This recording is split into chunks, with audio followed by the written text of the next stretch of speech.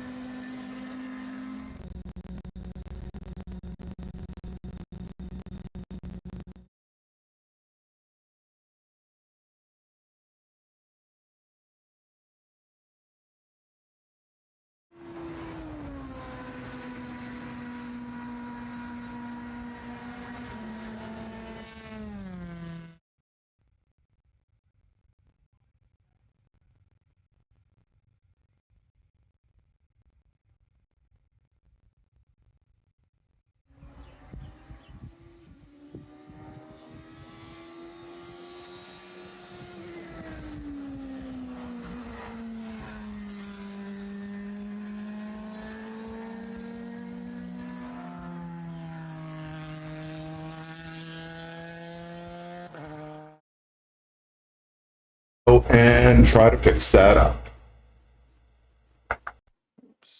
There we go. And now I think we may be back. Whoops, there we go.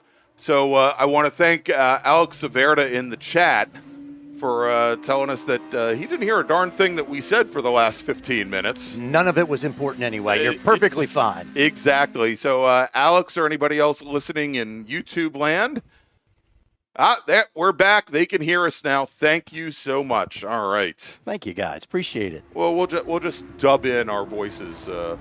We'll stay a little late tonight, and we'll just recreate the first 20 minutes or so. All right, here, so we've got 4 laps remaining. Carlos Franca, as we said earlier, nobody heard us, out of Ortonville, Michigan, in his Formula Atlantic Swift 014. And then we've got David Blaine in a Formula Enterprise 2 machine. The Swift has been noted a couple of times already this morning for exceeding our 103 decibel limit. I believe we just saw him get another warning. So maybe he hasn't figured out where sound control is yet on the front straight.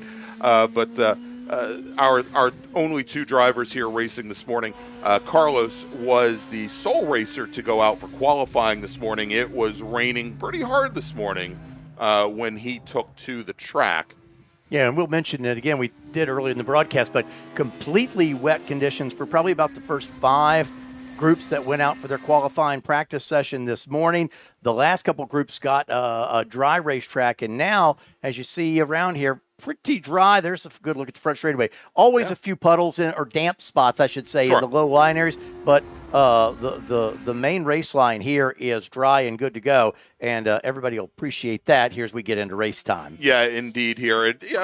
Obviously, with just 2 cars on the track, they're not doing much to dry things out more, but we can see here through on the majority of the track surface, again, more than just a dry line, but most of the track surface really starting to dry out.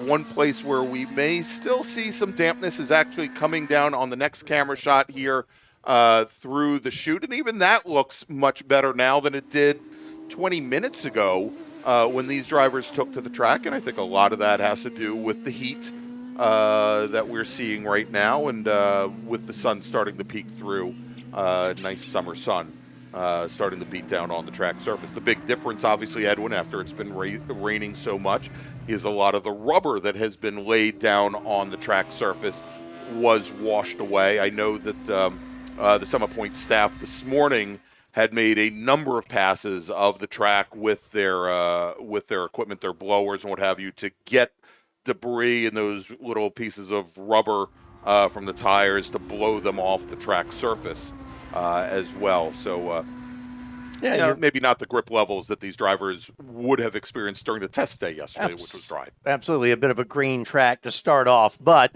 well, let's see. Like I said, next race has got a nice field in it. We'll start laying some of that back in. Exactly. If the weather behaves and all, then we can lay that in, and we've got a nice track for the afternoon and tomorrow. Busy day tomorrow as well. So lots to see and do.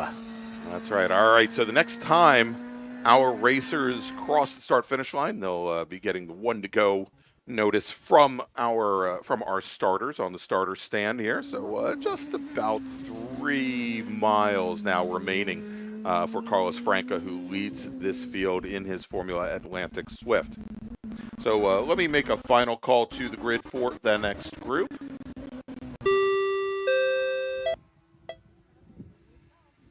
Attention in the paddock, attention in the paddock. Final call to the grid for Race Group 2, Sprint Bracket Road Racing Series. Please head to the grid. Sprint Bracket Road Racing Series, please head to the grid. Your race is next. Final lap here for these guys, and then we'll go back to our bracket racing a little bit, and then lunch break, and then we come back and 6 more races this afternoon. Exactly. So big full schedule this weekend. And it starts a little bit earlier tomorrow with our first race going at 8:45. 8:45 tomorrow morning, and again, feature race day here at Summit Point. And we'll see. As I've been looking at the weather, It's supposed to be a little ominous tomorrow, but we'll see. The great thing Edwin and I always love here with road racing is that typically the rain is not an impediment to racing, and I just love watching as essentially every lap is an experiment for our racers here when they deal with those changing conditions. And quite frankly, some drivers enjoy the challenge that it puts Indeed. up. So some people are like, yeah, I don't mind it, but for the majority of it, especially if you're coming out and just want to sit and enjoy the day, we'll take it like it is right now. So yeah, indeed. And of course, we've got wonderful air conditioning up here, so we're in good shape regardless. All right, checkered flag is out. Carlos Franca will take the win here in our very first 15-lap race of the day, as David Blaine now makes his way out of the final corner, and we'll see him appear here just a moment onto the front straight. There he is. David Blaine taking the checkered flag. Big thumbs up to race control from our starting team there, as that will wrap up race number 1. Carlos Franca turns in a fast lap of 116.441. David Blaine at a 118.847 finishes just a couple seconds back from Carlos Franca there over the course of this 15-lap race. And again, we'll see them tomorrow morning, as you said, Edwin, starting at 8:45 tomorrow morning. All right, so let's take a quick break. Thanks of our partners and sponsors. And when we come back, more racing action here from Summit Point Raceway. It is the 2026 June MARRS presented by RP Performance. Stay with us.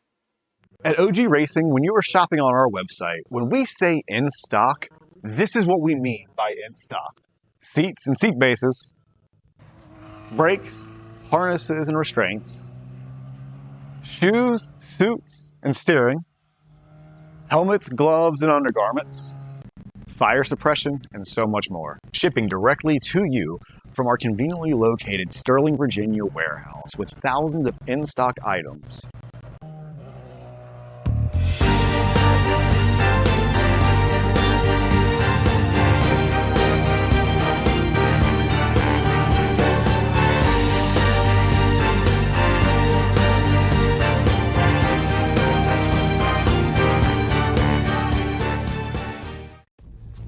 RP Performance is the only premier race shop in the region that specializes in both street and track Mazdas and is located right in the heart of racing at Summit Point's Gasoline Alley. RP has been involved in countless race wins and series championships across many classes with drivers of all ages. Not just a full-service shop, RP has been helping drivers with their individual racing and other track event needs for over 30 years, providing trackside support, arrive and drive packages, as well as race car transport services. And they're known for its help all attitude. RP Performance is your go-to for getting cars back on track for that positive experience at Summit Point when you're ready to pack it in. For more information about RP Performance, come talk to them here in the paddock. Call them at 304-728-6749 or email them at Brett, that's B-R-E-T, at rpperformanceracing.com.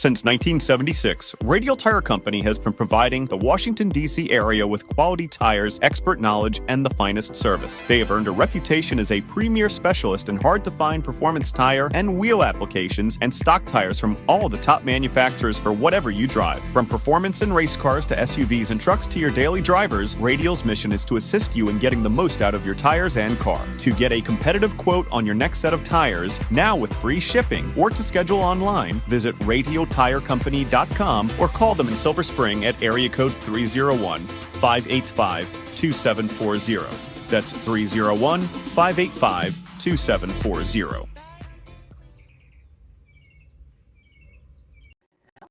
She's like, this has never happened. I was like, I believe you. Yeah. And she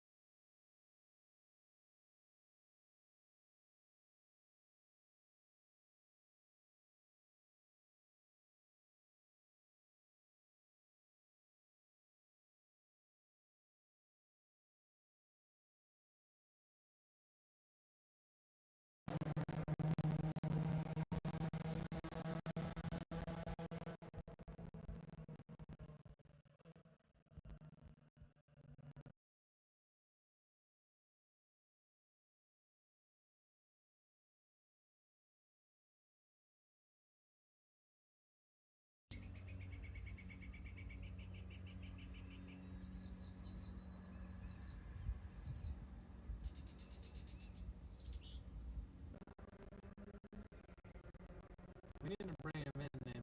They'll ask start to do it, but they might ask you guys.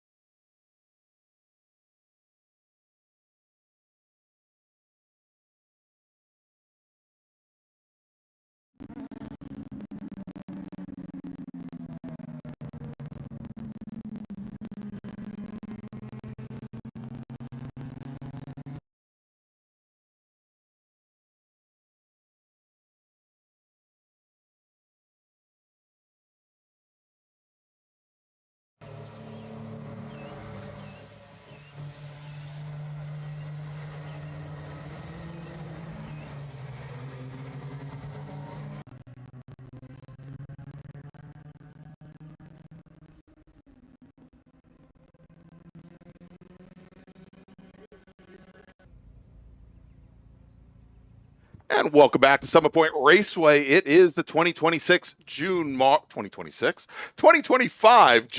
presented by RP Performance.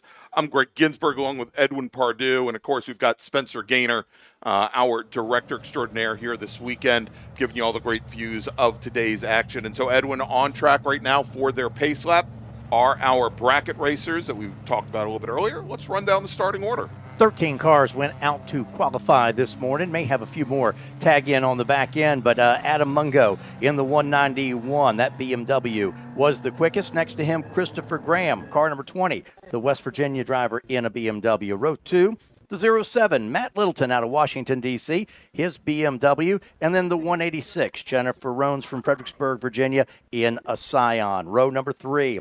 The 141 of King George, Virginia, Steve Hunt. He's in a Mazda Miata. Next to him, that is Jeff Liller in the number 127 in his Mazda Miata. Row 4, Corey Markovitz. He's in the Porsche 911, car number 18, and Michael Plazisnitsky, car number 152. Easy for you to say. Yeah, I think I got it, BMW. Row 5, that's Daniel Allen from Fairfield, Pennsylvania. And then it's Rick Meilenbeck in car 132. Jed Prentice, and next to him, John Legg. They'll go in row number 6. And Brian McCrae, car number 98, in a Scion out of Mechanicsburg, Pennsylvania. And we'll see maybe a few more that just opted not to go out for the wet session this morning that may tag on the back end of this field. Yeah, indeed. And so we'll pick those up here momentarily. Now, as we talked a little bit earlier, that because what we do is we break all of our timing down into these two time slices of 2 seconds apiece. We've got 10 different brackets. We actually have a very special timing and scoring site that you can go to see that timing. And I will put that for you right up at the top of the chat. I pinned it to the chat for you.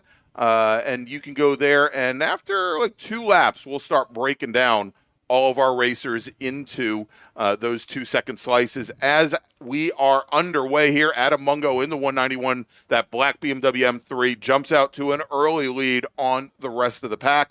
Steve Hunt in his Mazda Miata. I raced with Steve for a number of years in ITA.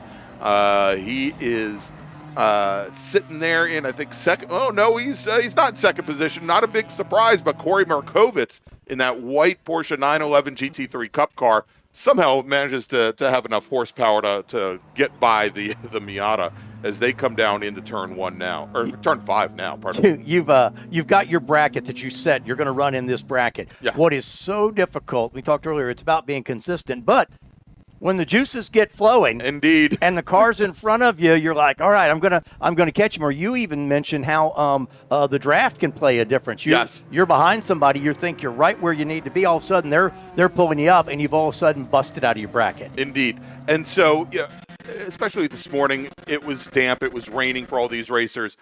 They've already, I think we're gonna have every last one of them that qualify break out of the brackets that they started in for qualifying here, as we've got a latecomer to the field.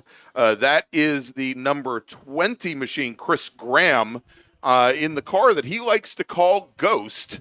Ghost was, we didn't see him for the first lap, but he's back out on track now, and we'll get some times for him, I'm sure, here soon enough.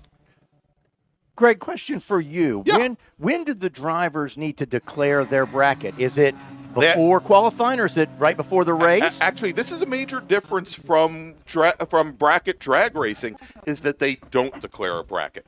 Essentially, their bracket is determined by their qualifying times. And again, since there's no real penalty other than being escalated to the next faster bracket, there's nothing wrong. If you qualified and you end up jumping up to the next bracket, because conceivably the person that you're near on track is also going to be moving up here as well. It's a beautiful shot right there, because you can see how much the cars want to move over, and you're right there and use literally just every bit of the racetrack there, especially as we get faster and faster and the day goes on. But that just shows you how much lateral movement is in the race car at that point. Yeah, and I love this, because as a racer, you feel it more than you see it. But there is a crown in the center of the pavement, right as the cars are coming across the very center portion of the pavement there, for drainage when it does rain here. But what it also does is, especially in a rear-wheel drive car, much more than a front-wheel drive car, it lifts the rear end of the car up a little bit. And if you need to shift as you're in the middle of that corner, you don't want to do that, because it'll loosen the rear end of the car up and it'll go around on you more often than not. But again, be able to watch the load, and that is a very fast corner because it's an increasing radius turn. there. As we've got our racers now working lap number 3. This is another great shot that shows you, because here you've got a couple things. Yes, you've got lateral, but you're also starting to crest the hill there. Yes. So the car now you've got some lateral G's, but the car also wants to lighten up on you as you get on top of that. That's a fun one there. You talk about the other corner you're watching. That's the thing. People don't really, once you come out of the carousel, that's basically where you start putting throttle in for the entire front straightaway. Exactly. And so it's the crookedest front straightaway you'll ever see. But as you start coming out of the carousel, you start putting in some pedal from right about there, and it's all the way till you get to the break point for turn 1. And for these lower horsepower momentum cars like the Miatas, you essentially even want to be on the throttle even earlier than that. You want to be just slowly feeding in more and more throttle to the point where you are starting back uphill, where you need to be able to carry as much speed as possible. You have the ultimate amount of acceleration that you can get, that you're still not down in the rev range there, because it is essentially, it's the longest straightaway. It doesn't look anything like it, and it looks like there's a big right-hand kink in the middle of it, but it is essentially the longest straightaway, and it is, I think, more important to carry speed at least for momentum cars, out of turn 6 than it is to carry speed on the front out of turn 10 onto the front straight. Remind you, the timing and scoring pylon that you see on the screen, that's how the cars run overall on track, but everybody's broken out in the different brackets. So we'll go through. Corey Markovitz is leading the way in the A2 bracket. Adam Mungo is leading the way in the A3 bracket. Scott Kane right now is solo in that A4.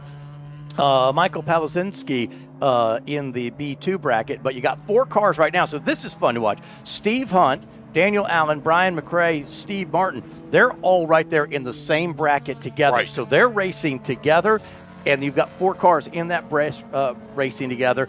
Jennifer Romes in B4. And the other good group is, you go back, Charles Edmondson in the 45 car. He's got a group of 5 cars in that B5 bracket. So you got a couple places where you got groups of cars, and that's where it's so hard not to break out, because you're trying to get by. Because if you win your bracket, you've won that class for the day. So, exactly. But it does take some patience, and it takes some discipline. So indeed. And so interesting, as you mentioned, he goes by Chuck Edmondson. Chuck is the regional executive here for the Washington, D.C. region of the SCCA, and he's been racing a Honda CRX for many, many, many years.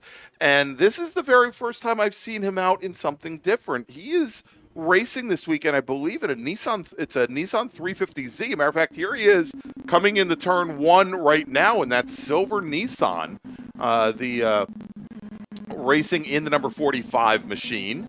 As the rest of the field starting to, or at least our leaders like Markovitz, starting to come up on the back of Edmondson, having already gotten around. I believe Jed Prentice in the Mazda Miata, John Legg also in a Mazda Miata, but that has got to be a very different feeling for Chuck, who's been racing small front-wheel drive cars for quite some time here, moving over to rear-wheel drive in a torquey 6-cylinder.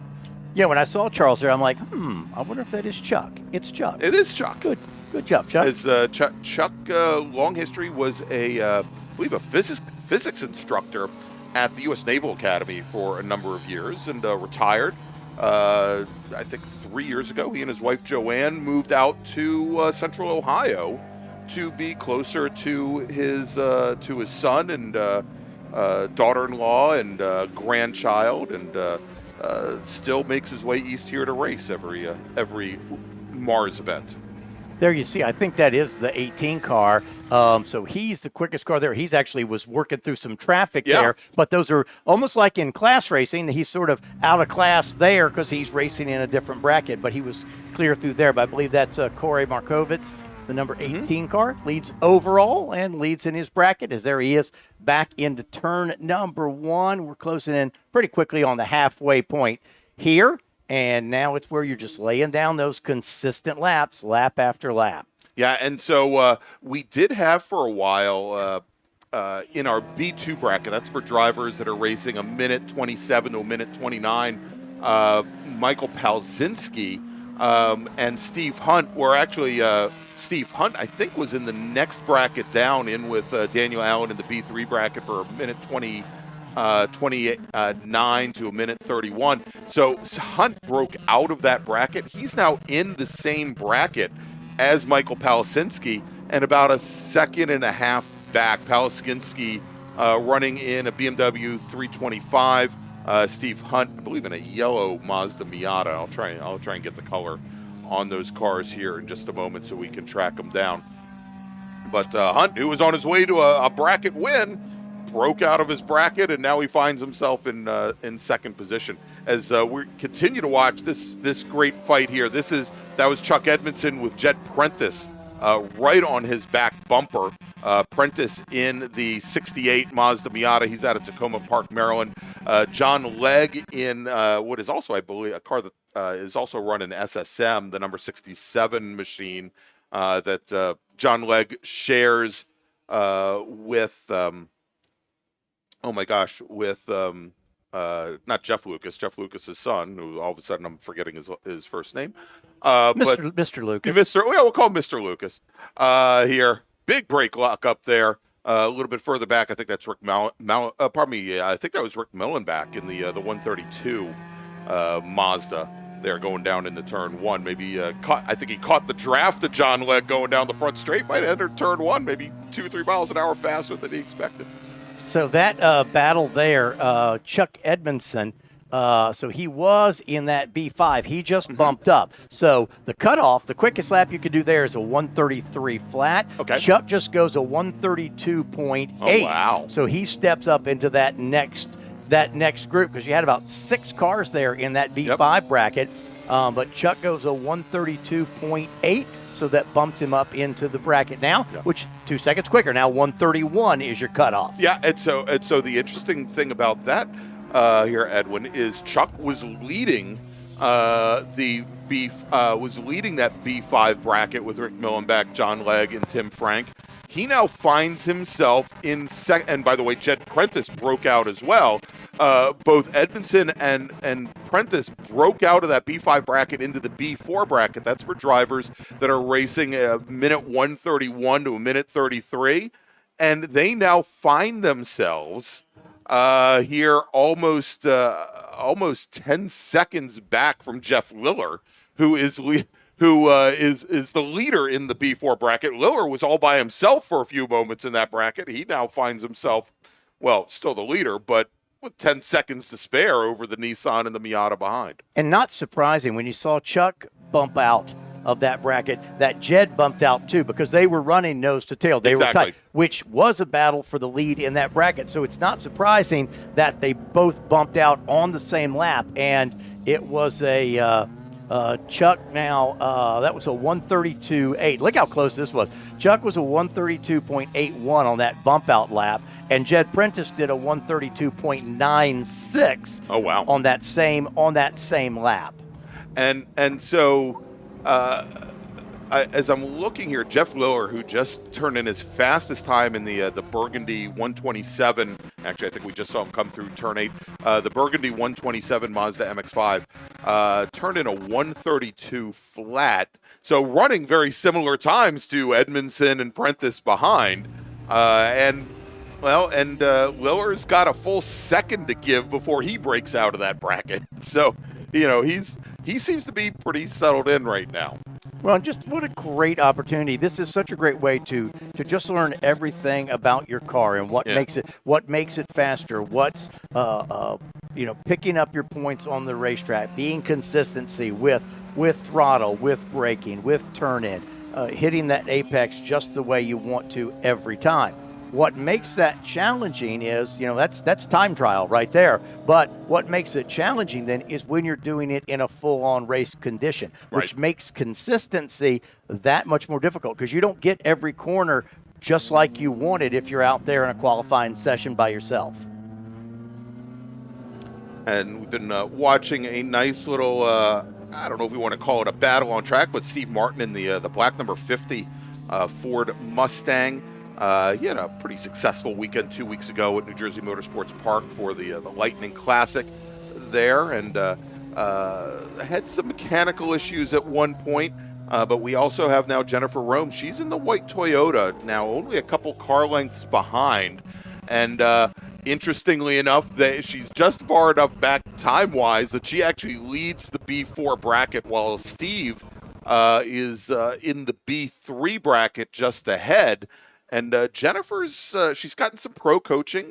Somebody I think you know, Edwin, Tom O'Gorman, former Pearly World Challenge TCB or B-Spec champion, many-time SCCA solo national champion. He was coaching up Jennifer a couple weeks ago at Virginia International Raceway, where she ended up picking up 8 seconds a lap at VIR in this Toyota. So, I mean, just absolutely amazing. But I've noticed in Jersey, I think she was almost 3 seconds a lap faster than she had been the year before. And she's currently lapping at she's been as fast as a 131 flat here today, which I think is faster than I've seen her run that Toyota, or probably actually it's a Scion, same thing, here, even in dry weather with rubber down on the track. So she's definitely found some pace over the last couple weeks. I think a lot of that has to do with just actual seat time, because she had been racing with the bracket racing for a number of years, and just the bracket racing, she has been racing that car in the class it was built for, which is Touring 4 now more often as well. Now here's something to think about. Her fast lap was a 131.013. So that's only 13 1,000ths of a second from busted out of that bracket. Yeah, so a very different type of racing, but it's super, especially if you're sitting in front of timing and scoring. It's a blast because you're watching everybody make their moves within their own bracket. So she's at like I said, a 131.013 is her best lap of the day. Now, she backed off a little bit. Her last lap was a 133, giving her a little more cushion there. Right. So, interestingly enough here, Edwin, I was going to mention Chris Scram, who we saw take to the track a lap after all of our other racers had started. He had been, up until, well, just about a moment ago, your leader, and you're actually your only car in the A3 bracket for drivers who are racing a minute 19 to a minute 21. All right, and a lap down, he was your leader in that bracket. Well, now Adam Mungo, who started on pole today in the black BMW E36, he just turned his fastest lap of the race. And Mungo now goes, he turned in a 120.821, which put him into the A3 bracket, which now, he's now almost a full lap up on Chris Graham. So he had already been leading the, I think the A4 bracket. He was the sole car in the class, but now he's basically denied Chris, unless Mungo retires early, and there are only 3 laps left, he's now denied Chris Graham a race win in that bracket. The drivers that are in this, they're not thinking that much of that. You know, well, certainly not in that situation. Yeah, we're sitting here watching all the time and scoring very carefully and all that stuff. And really, like we said before, you're also, when you're in that situation, you're just looking at the car in front of you, and no matter what, you can't help but want to catch it and get by. So if you bump out of your bracket, that just means you went faster, and there's not a thing wrong with that. So. All right. Hey, want to welcome some folks to the chat. Nick Ibrahim, he says hello. Hi, Nick. How are you doing? And hopefully, Alex Severda, we've been able to explain to you somehow, some way, what bracket racing is, or what the Sprint Bracket Road Racing Series is. I believe next time our overall leader, that is Kari Markovits in the white number 18 GT3 Cup car. He should get the one to go next time by. And look at this, Edwin, much more so than I've normally seen here. As most of our racers are entering turn 1, they're getting a lot of slip angles. They get the car to rotate there, and I think that is a byproduct again of that rubber being washed off the track with the rain. That usually these cars will have a much more of a challenge getting turned in for that corner, that they don't have the rear end walk around on them. And we'll see the track change as we go through the day and the weekend. By the way, if you like your racing that requires less monitor watching, be sure you're right back after lunch because that's Spec Miata, where it's a field of cars, and it's pretty easy to figure out. The first guy to the checkered flag wins the race. That's right. And never mind the fact that Spec Miata, as close as those racers are, you're not going to have time to be looking at the timing screen. You're going to want to keep your eye on the camera as we watch now Corey Markovitz come underneath Jennifer Romes going into turn 1. Markovitz now working his last lap, his last circuit of Summit Point today. Jennifer Romes there, the 186. So she's right now back on top of the B4. Let's see, her fast lap again, was that 131.013. That's about as close as you can cut it and not bump yourself into the next fast group. All right, and now Markovitz making a move underneath Steve Martin going into turn 5. I think Martin saw him coming, left the door open there at the apex, and Markovitz easily slides by. What a beautiful sky. Yeah. I mean, again, folks who said, oh, it's not going to be nice, I'm leaving the race car at home, you missed out. And for those of you that are here at the track, Edwin, we did get word that the visitor center, that you know so well, is open this weekend down on the bottom half of the course. If you'd like to get a piece of and take a look at some Summit Point and also DC Region SCCA history, that is the perfect place to go. And again, they'll be open here, I believe, for the rest of the day. Checkered flag is waving. All right, so there you go with Corey Markovitz taking the overall win. He's our sole racer in the A2 bracket. That's for drivers a minute 17 to a minute 19. He turns in a fast lap time of 1:17.193. Scott Kane in his Porsche Cayman should be, we haven't seen him come across the line yet. He's going to be coming out of turn 10 here in just a moment. But Kane, your sole racer in the A4 bracket up to this point. And here he comes, I believe that's Kane coming out of turn 10 now onto the front straight. Indeed, the red with black striped Porsche Cayman. And on his very last lap, he turns in a 1:23.5, about 2 seconds off his best lap time. But he's going to be your sole racer in the A4 bracket. In bracket A3, and I don't know how exactly this happened, but Christopher Graham, who started a lap down, Edwin, worked his way up through the field, worked his way around Adam Mungo, and I think Mungo actually had some issues on the very I'm showing here that Mungo actually retired early, only turned in 10 laps. You'd said that earlier. You said as long as Mungo doesn't have any problems and Christopher's out, well, he had some problems. And so Chris Graham actually started a lap down, finishes third overall on track, still finishes a lap down. But had a fast lap time of 1:20.262, so he takes the win in A3 over Adam Mungo. Brian McRae, our sole racer in the A5 bracket, he's going to finish fourth overall. And with the B1 bracket for drivers a minute 25 to a minute 27, Michael Palsinski takes the win over Steve Hunt. They finish 5th and 6th, respectively. In the B3 bracket for drivers a minute 29 to a minute 31, Daniel Allen takes the win over Steve Martin. And they finish 7th and 8th, respectively. Jennifer Romes will win that B4 bracket for drivers a minute 31 to a minute 33. And she wins over Jeff Liller, Chuck Edmondson, and Jed Prentice in that 4-car bracket. In bracket B5, drivers a minute 33 and higher, John Legg will take the win. Rick Millenbach will finish second. Tim Frank will finish in third. And so, Edwin, that's going to wrap up racing here today for us. And from the looks of it, we're still waiting to hear from race control when we're going to have cars back on track. But we assume that it's going to be probably right about 12:55, possibly pushing to 1 p.m. We will definitely let you know here over the PA system for you, those of you here at the track, when we start calling our next group, Spec Miata, to the grid. And we will certainly let you know on the stream as well as we get ready for our afternoon of racing here from Summit Point Raceway. where you're watching the 2025 June MARRS presented by RP Performance. Everybody have a wonderful lunch, and we'll see you in about an hour. At OG Racing, when you are shopping on our website, when we say in stock, this is what we mean by in stock.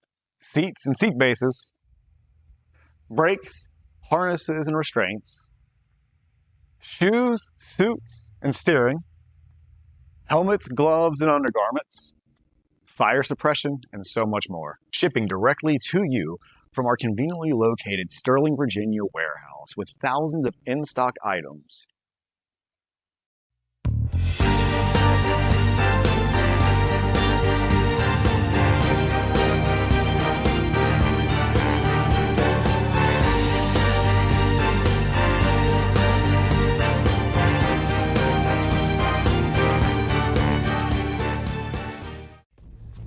RP Performance is the only premier race shop in the region that specializes in both street and track Mazdas and is located right in the heart of racing at Summit Point's Gasoline Alley. RP has been involved in countless race wins and series championships across many classes with drivers of all ages. Not just a full-service shop, RP has been helping drivers with their individual racing and other track event needs for over 30 years, providing trackside support, arrive and drive packages, as well as race car transport services. And they're known for its help all attitude. RP Performance is your go-to for getting cars back on track for that positive experience at Summit Point when you're ready to pack it in. For more information about RP Performance, come talk to them here in the paddock. Call them at 304-728-6749 or email them at Brett, that's B-R-E-T, at rpperformanceracing.com.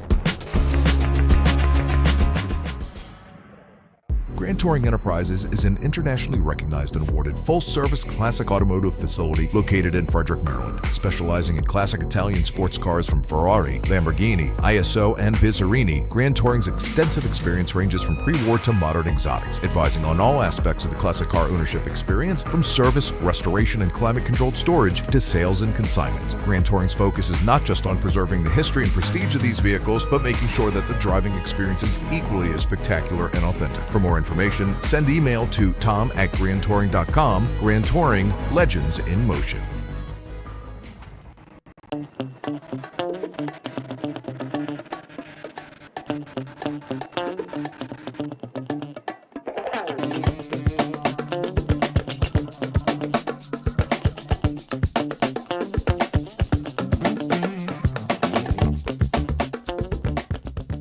Since 1976, Radial Tire Company has been providing the Washington, D.C. area with quality tires, expert knowledge, and the finest service. They have earned a reputation as a premier specialist in hard-to-find performance tire and wheel applications and stock tires from all the top manufacturers for whatever you drive. From performance and race cars to SUVs and trucks to your daily drivers, Radial's mission is to assist you in getting the most out of your tires and car. To get a competitive quote on your next set of tires, now with free shipping, or to schedule online, visit RadialTireCompany.com or call them in Silver Spring at area code 301-585-2740. That's 301-585-2740.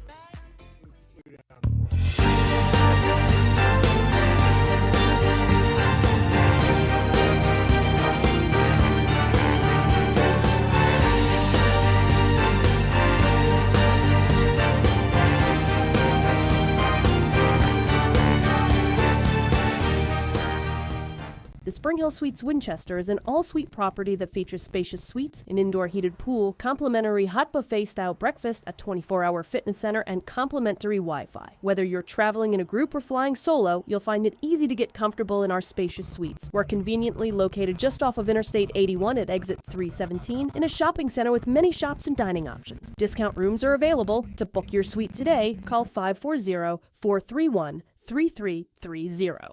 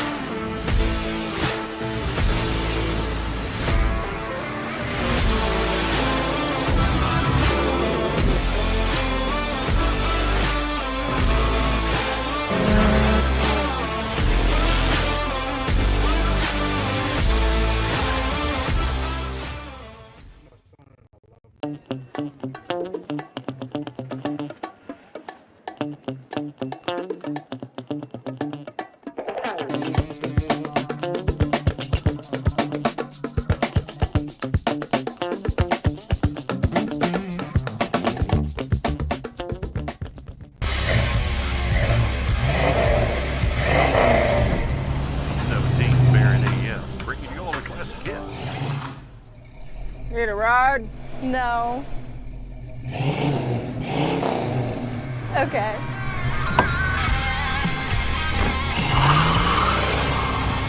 Taking you back to simpler times.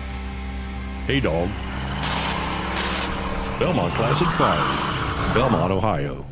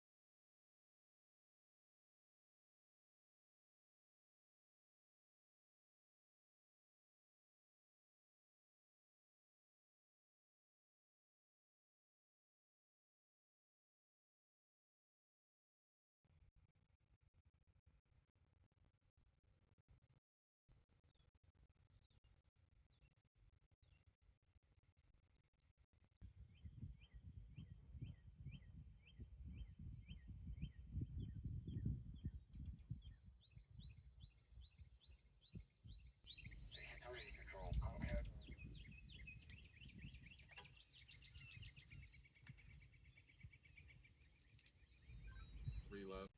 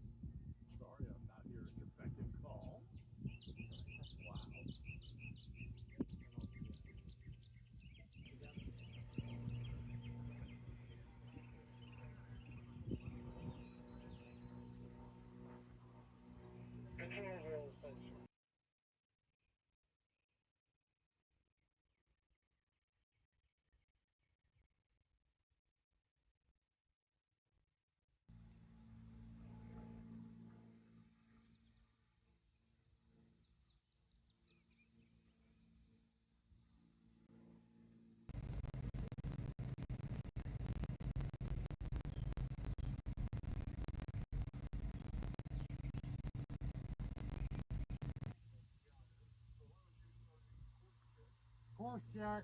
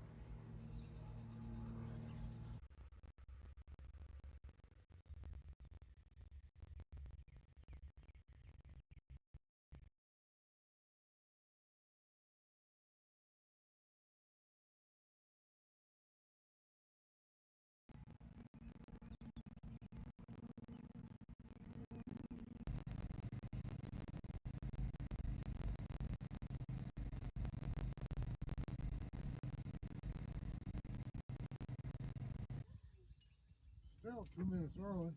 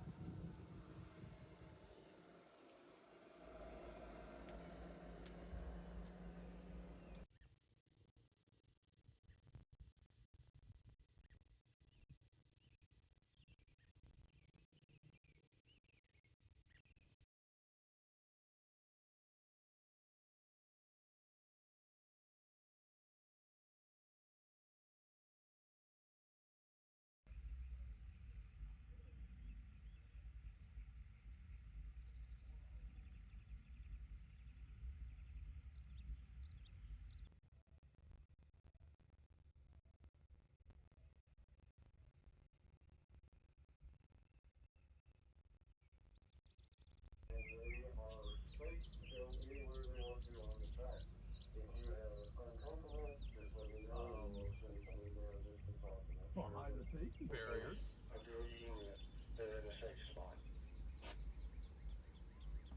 Thank you. Appreciate that.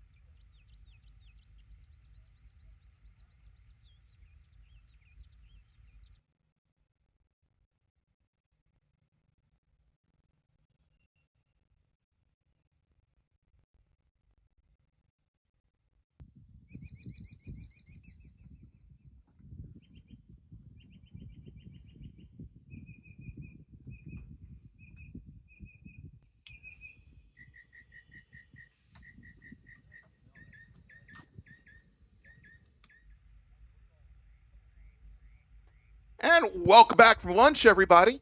It is the 2025 June MARRS Mid-Atlantic Road Racing Series presented by RP Performance. I'm Greg Ginsburg along with Edwin Pardue. And, of course, we've got Spencer Gaynor over our shoulder. And hope you all enjoyed lunch with family and friends here on a beautiful Saturday afternoon, and a Saturday afternoon which is only getting more beautiful today, Edwin.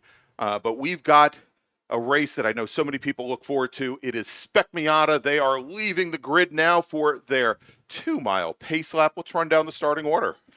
11 rows, 2 by 2 when they come to take the green. John Hotz in the 63, Dylan Witt in the 84 car. They'll make up that first row. The 44 of Kip Gaynor start alongside Scott Witt in the 85. Row number 3, John Jenkins rolls out in the 195 and the 06. That is Griffin Witt. And then row 4, Ben Foltz in the 52, Brad Williams flanked alongside him in the 71. Rounding out your top 10, car number 6, that's Shauna Lemena, and then the 14 of Kevin Conlon. That's your starting 10.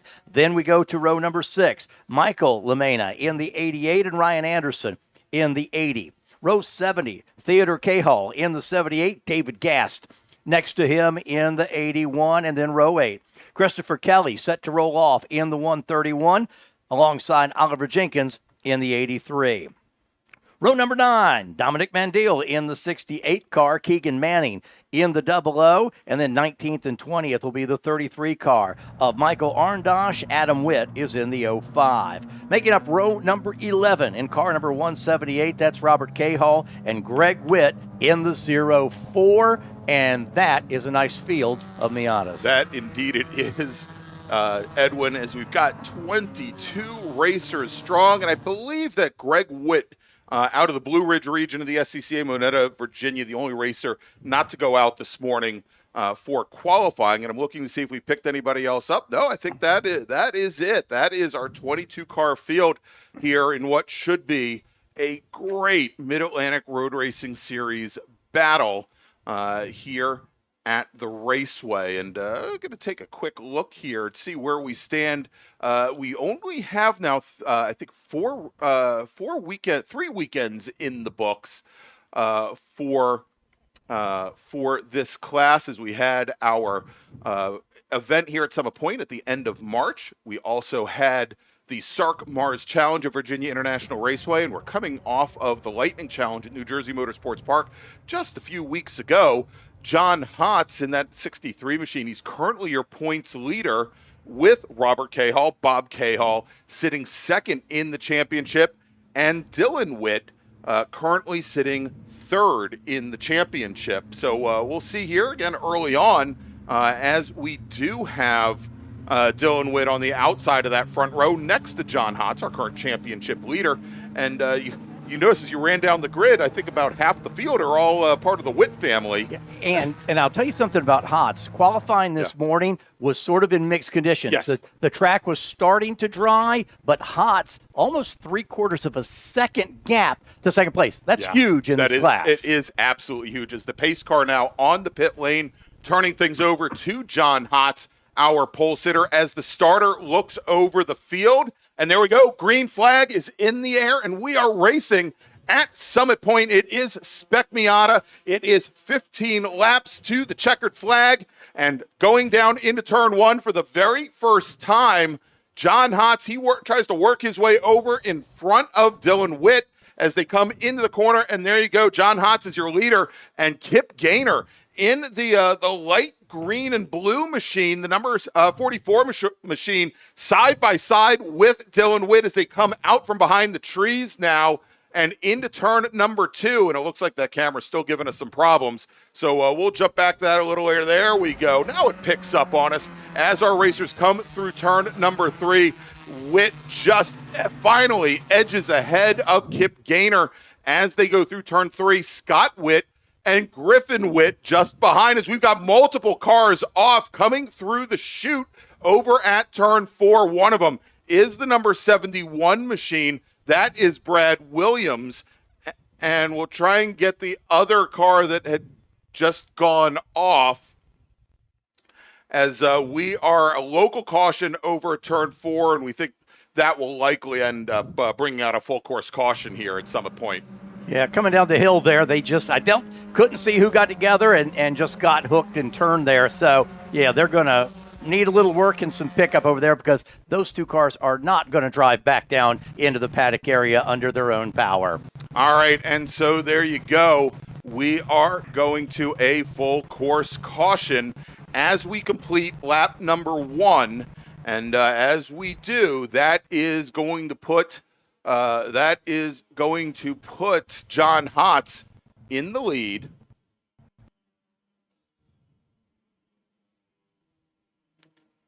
John Hotz got a great jump there at the start, and what helped him so much is Gaynor and those guys were running side by side. Second back through fifth were still side by side. That gave Hotz some room to get away.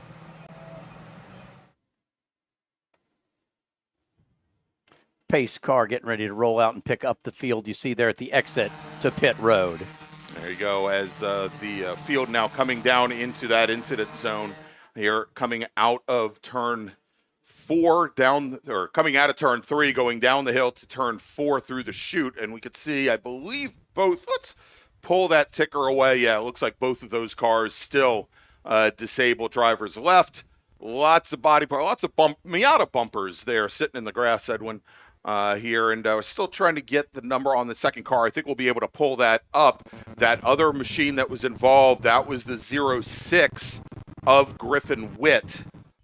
Both he and Brad Williams, the only two drivers not to complete lap number 1, as we do have our emergency services on the team, our emergency services team on the scene to try and resolve that. Too many rhyming words for me here, as the safety car is now out. He's going to pick up John Hotz here in just a moment as we do send more vehicles out. Typical standard operating procedures here, Edwin, is to not deploy the emergency services vehicles until the field is fully under control of the safety car. And so that's that was the story there. Here, as again, we're under full course caution here very early on at Summit Point. Yep, and the cars are off track, so they can stay behind the safety car here, continue to put laps on. But again, they'll be behind the safety car. Everything's off track. They'll continue to roll. If there was a situation where those cars were maybe mid-track or something, then you could see a thing where we're going to bring them down pit road and clear the track off. But right now the track's clear. They can continue to circle around the track while the crews go to work there on those two cars that are, again, sitting drivers left coming down the chute.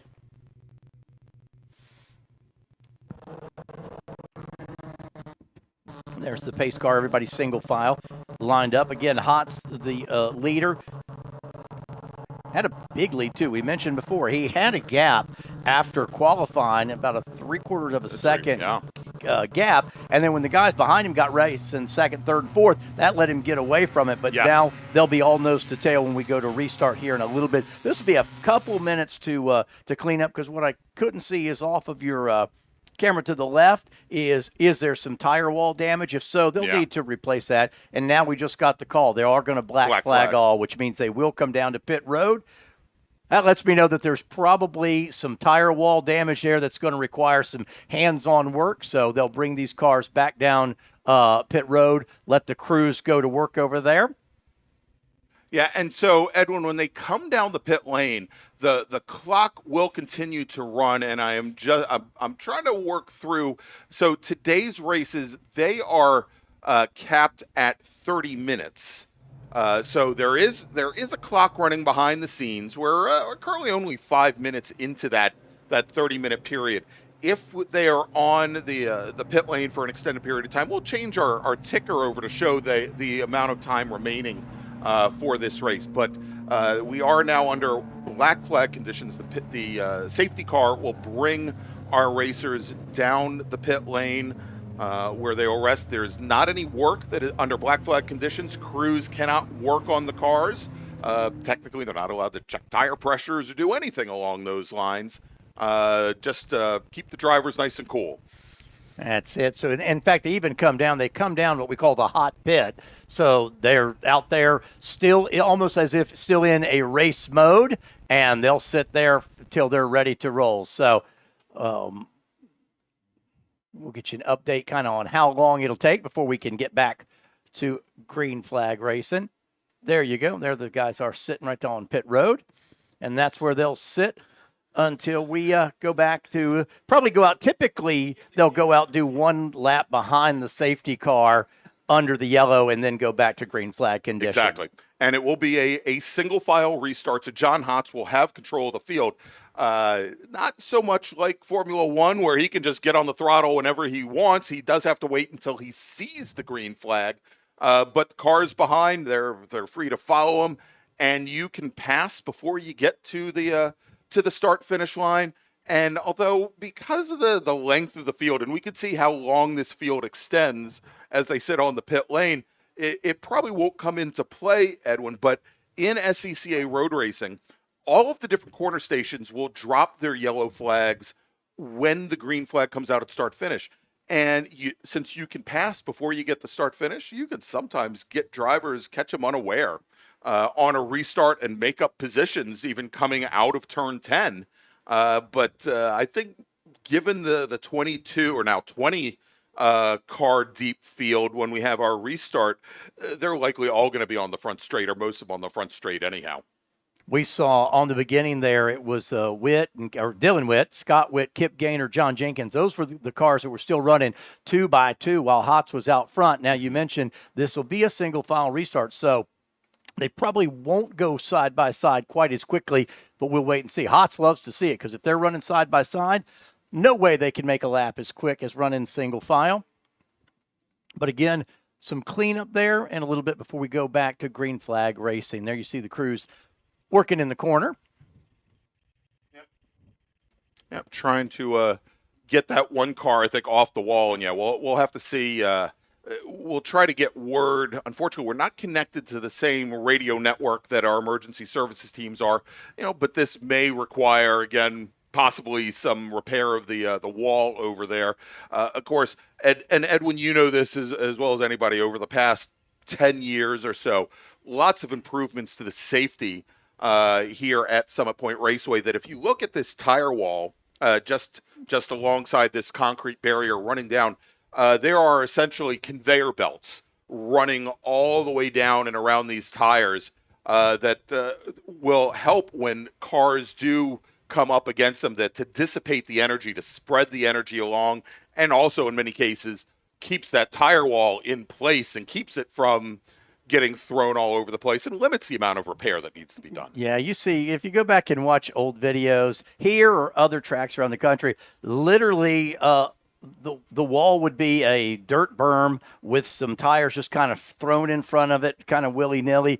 Now these tires, and it's pretty standard in the industry, all these tires are bolted together, a stack of 3 or 4 depending on the application. Then the stacks are bolted together, and then this piece of conveyor belt, which literally is conveyor belt from a rock quarry. There's a certain life to those belts where they need to replace them, and you can get these pieces and they go across the front. It's also an application that we started doing here, and they've done it other places, where you'll use the berm and then actually put conveyor belt on the back side of it and kind of wrap the whole tire piece to kind of control the erosion on the berm. So a lot better, and you want those to still give. A big truck tire is one of the best things. You want them to give, but then you want them also to keep their integrity. And that's the balance. It's a lot more about tire stacks than anyone ever really wanted to know. Well, and it's interesting, and as you said, and as I had been racing here since the turn of the century, so many changes at Summit Point to increase safety in so many places. I go to some other club tracks. I won't mention the name of a particular track that I love with all my heart and soul out in the middle of Oklahoma. But you go and their claim to fame is if you hit the tire walls there, won't do any damage to the car. And that's because the tire bundles are made to basically go flying in every which direction. The problem is that they will also from time to time launch your car 15 feet in the air. the way they're stacked up. And I think things are much more predictable here at Summit Point, which I think is also very helpful.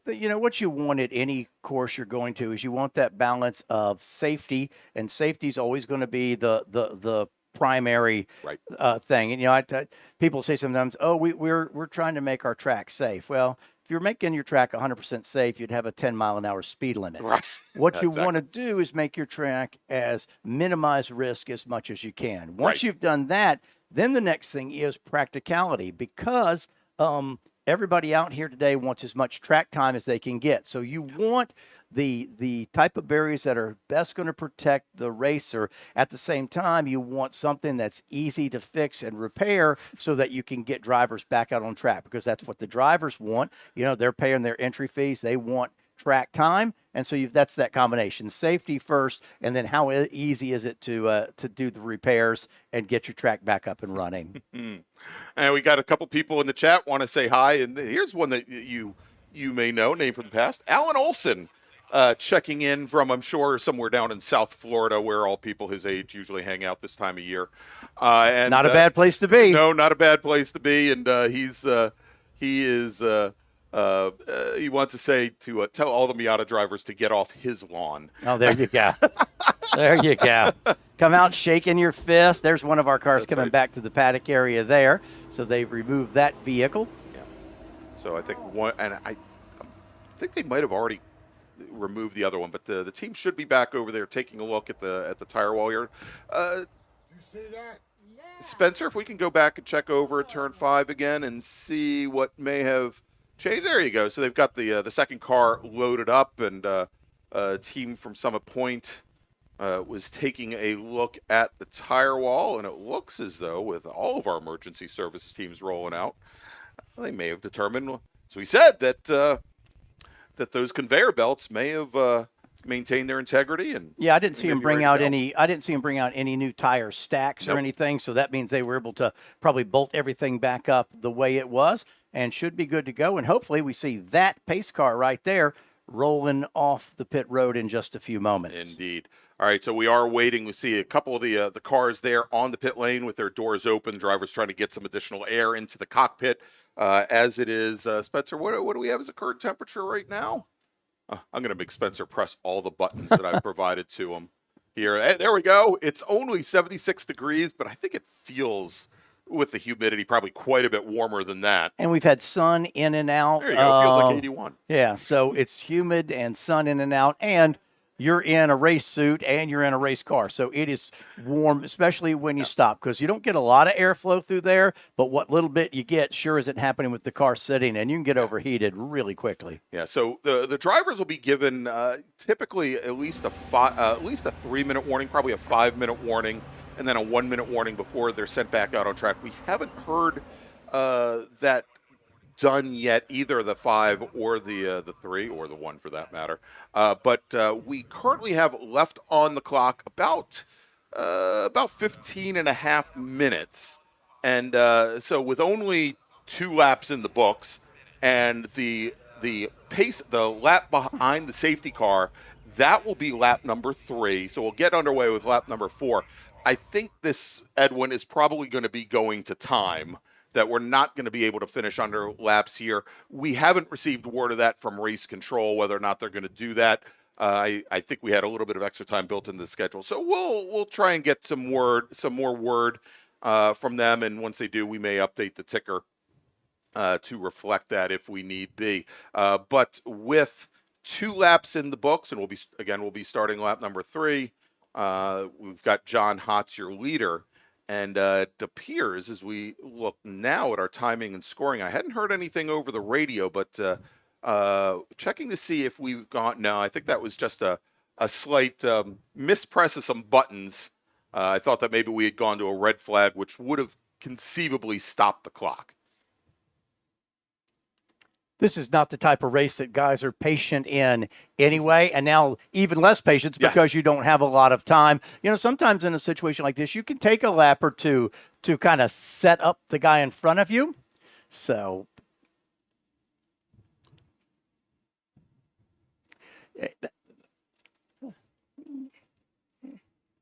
all right. There's your update. Yeah, there's an update that we're getting from race control that the clock has been stopped, Edwin.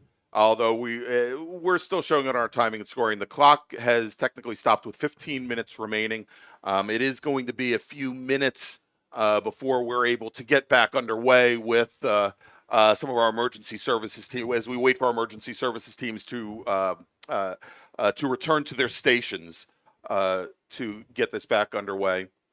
Yeah, they always want to be sure that they've got all the safety equipment ready to go at any time. So as they're coming back in, once those ambos roll, they've got to come back in. They've got to get reset. They'll check the drivers out, and then there's some time for them to get reset before we're back at full force. And, it's one of those things where you want every moment on the track to have that same level of support at any other time. So SCCA does a great job. They do have 2 ambos on site, and that way they can limit the amount of downtime. So they'll turn this around rather quickly here, get them back in a situation where they're ready to roll if needed, and we should be good to go in a little bit.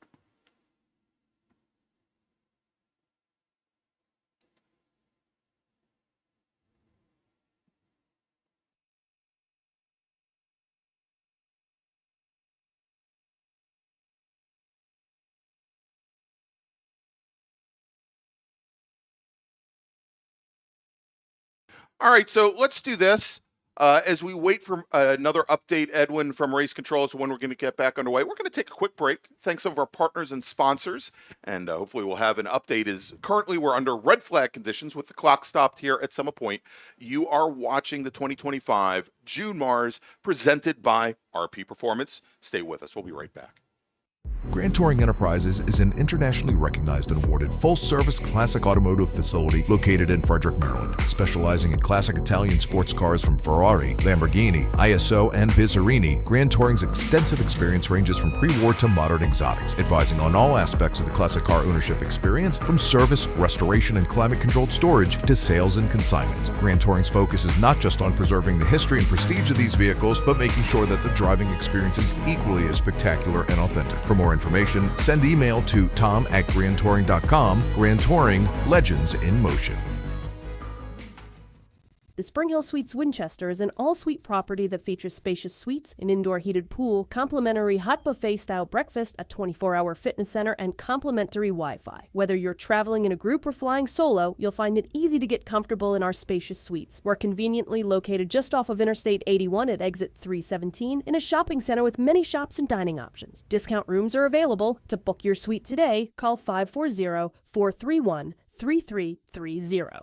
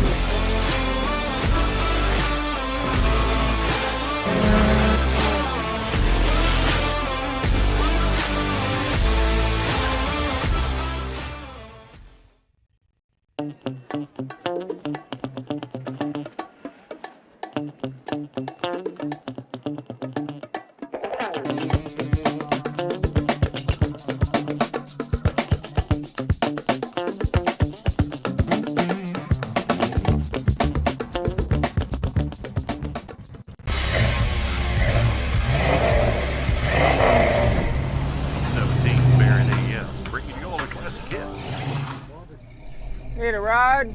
No. Okay.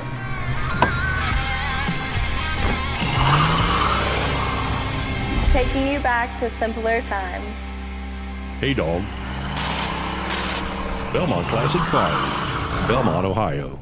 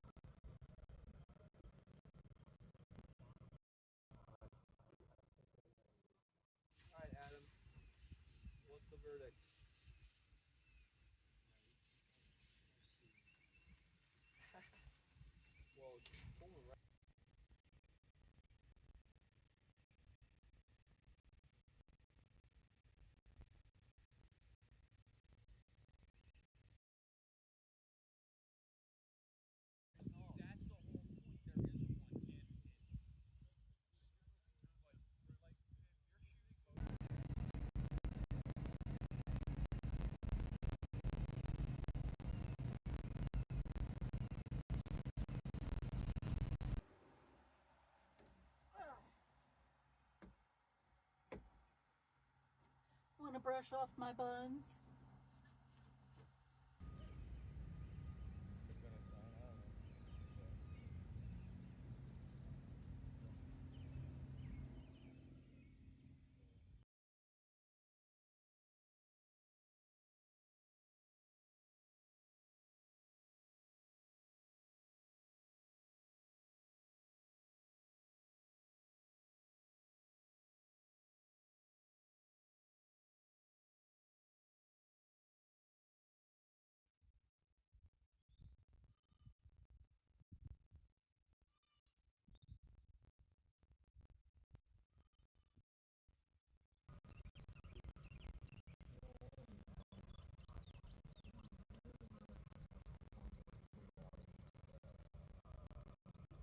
Just make sure you said that I got these numbers right. What you said.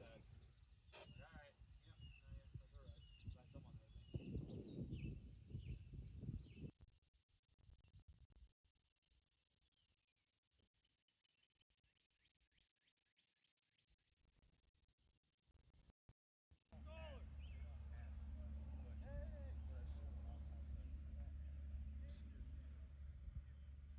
Yep. That's all right. Glad someone heard me.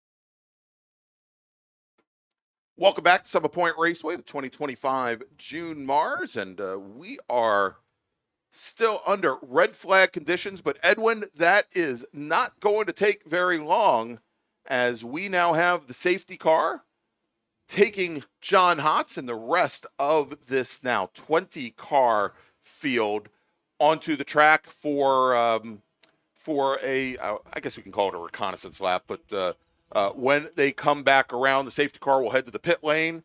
John Hotz will lead the drivers to the green flag. He is your current leader with 2 laps now in the books. Our racers are starting lap 3. Dylan Witt currently running in second, Kip Gaynor third, Scott Witt fourth, John Jenkins, Ben Foltz, Mike LaMena, as well as his daughter Shauna LaMena running 7th and 8th, and want to welcome Shauna back. We saw her 2 weeks ago at New Jersey Motorsports Park, but just coming back after having a newborn. That event 2 weeks ago was her first back in the car, and I think about a year. And up to 8th place right now, doing very, very well here today in Spec Miata. She qualified 9th quickest, and again has moved up a spot. There you see him behind pace car as Greg mentioned. It is a single file restart. So when they come out of that final corner, and you see the pace car will start kind of pulling away from him, dive on pit road. And as you mentioned, it's not up to the leader. He's got to wait and look for that green flag. But once the green flag waves, then it's a free-for-all, and we'll see. Getting a good restart here is important. Again, don't know yet if this will go the total 15 laps or if we'll get to a situation where it ends up being a timed event. Either way, it means any patience that you did have, you can kind of throw that out the window, because as the driver, you're not necessarily, you don't know for sure how many laps are going to be left in this. Right, exactly. And look there's the pace car now getting away from the field. Yeah, Hotz is really holding that pack up tight there. It's the Alex Piastri school of restarts here. As long as he doesn't brake check the rest of the field coming through the final corner here, as he does lead the field up, and he wants to get as good a look at the starter on the bridge as possible, as the safety car is now on the pit lane, and he comes roaring out of turn 10. There's a chance that starter might wave it off. He's thinking about it, but no, he gives the green flag, and we are back underway. And once again, we've got Kip Gaynor alongside Dylan Witt as they come down the front straight with Gaynor with position to the inside. And as they come through, again, that's going to give John Hotz a huge advantage here, Edwin, coming through turn one. Gaynor had that preferred line coming into the corner, and now they're still side by side. And you're exactly right. It's Hotz who is getting the benefit of that. Now Gaynor's going to lose out a spot, but those four are right back where they were at the start of this race, running side by side. Now they single that. Oh, and Gaynor's now a little sideways, and he's going to loop it around, and now two cars are off. And that is Kip Gaynor, and I believe that was the 85 of Scott Witt that got together as they get back, or that might have been the 195 of Jenkins. Yeah, the good news is both cars were able to continue. They got back on track, but yeah, you see some damage here. That's Gaynor's blue and green machine, and that's two cars trying to fit in a spot that's only big enough for one. One, exactly here, and we'll see here as Gaynor now appears as he's got a decent amount of damage to that left rear. And I'm wondering if when the car got into his rear quarter, perhaps he didn't get into that rear wheel, although he's seemingly getting that back up to speed. We'll see if he comes around to complete the next lap.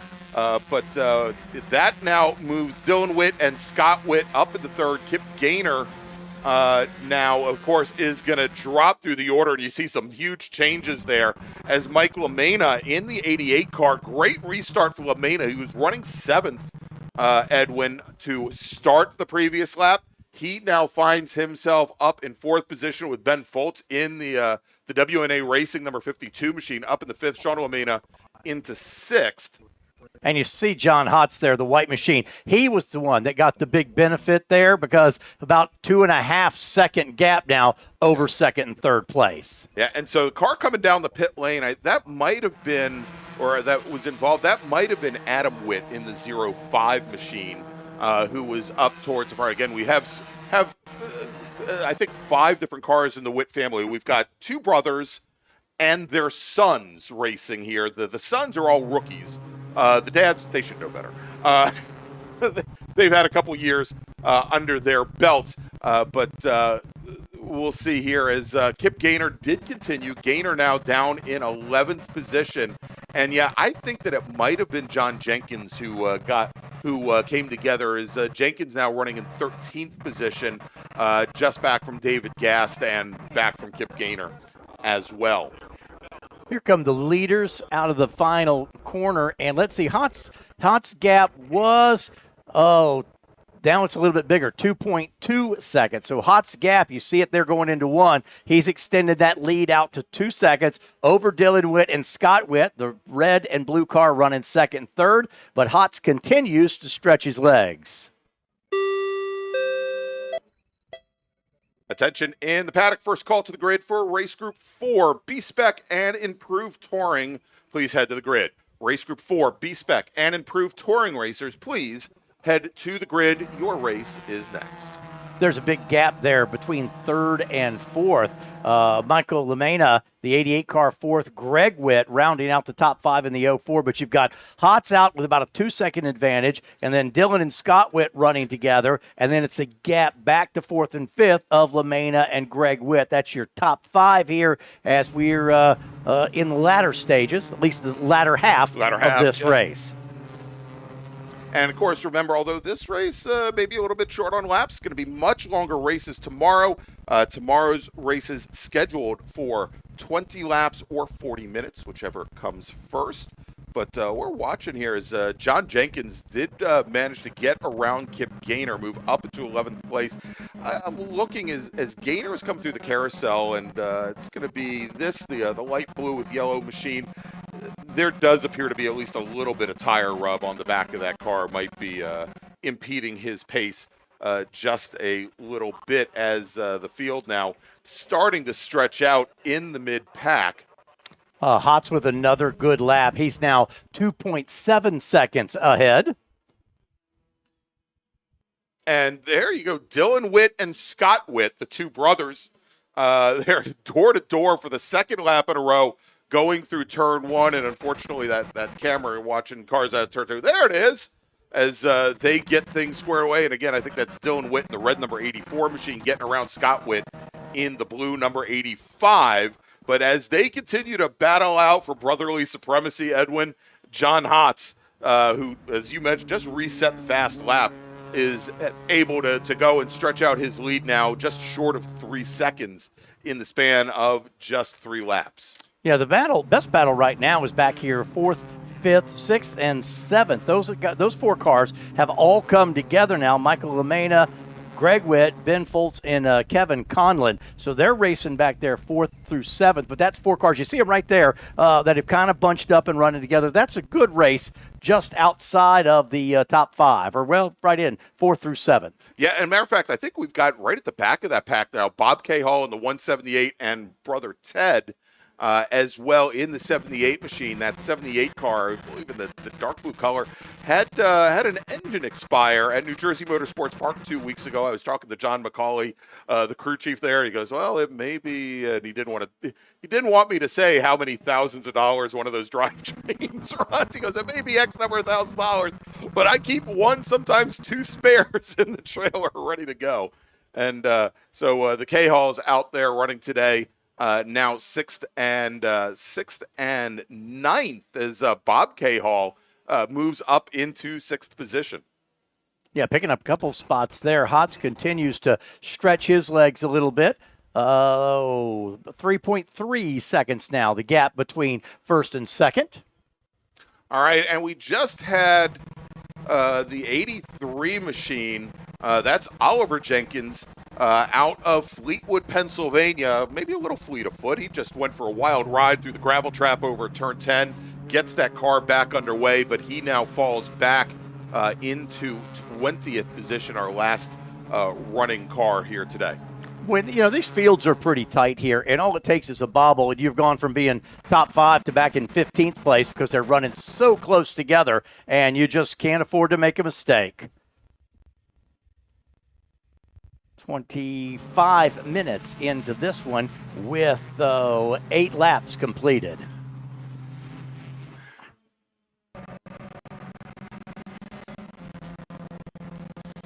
It's a great shot into the corner there, and you see just the speed they carry. Yeah, the speed, the slip angle, how much the car actually slides across the apex in these Spec Miatas. All the Spec Miatas racing a Spec Hoosier tire made specifically for the class, the Hoosier 7.5.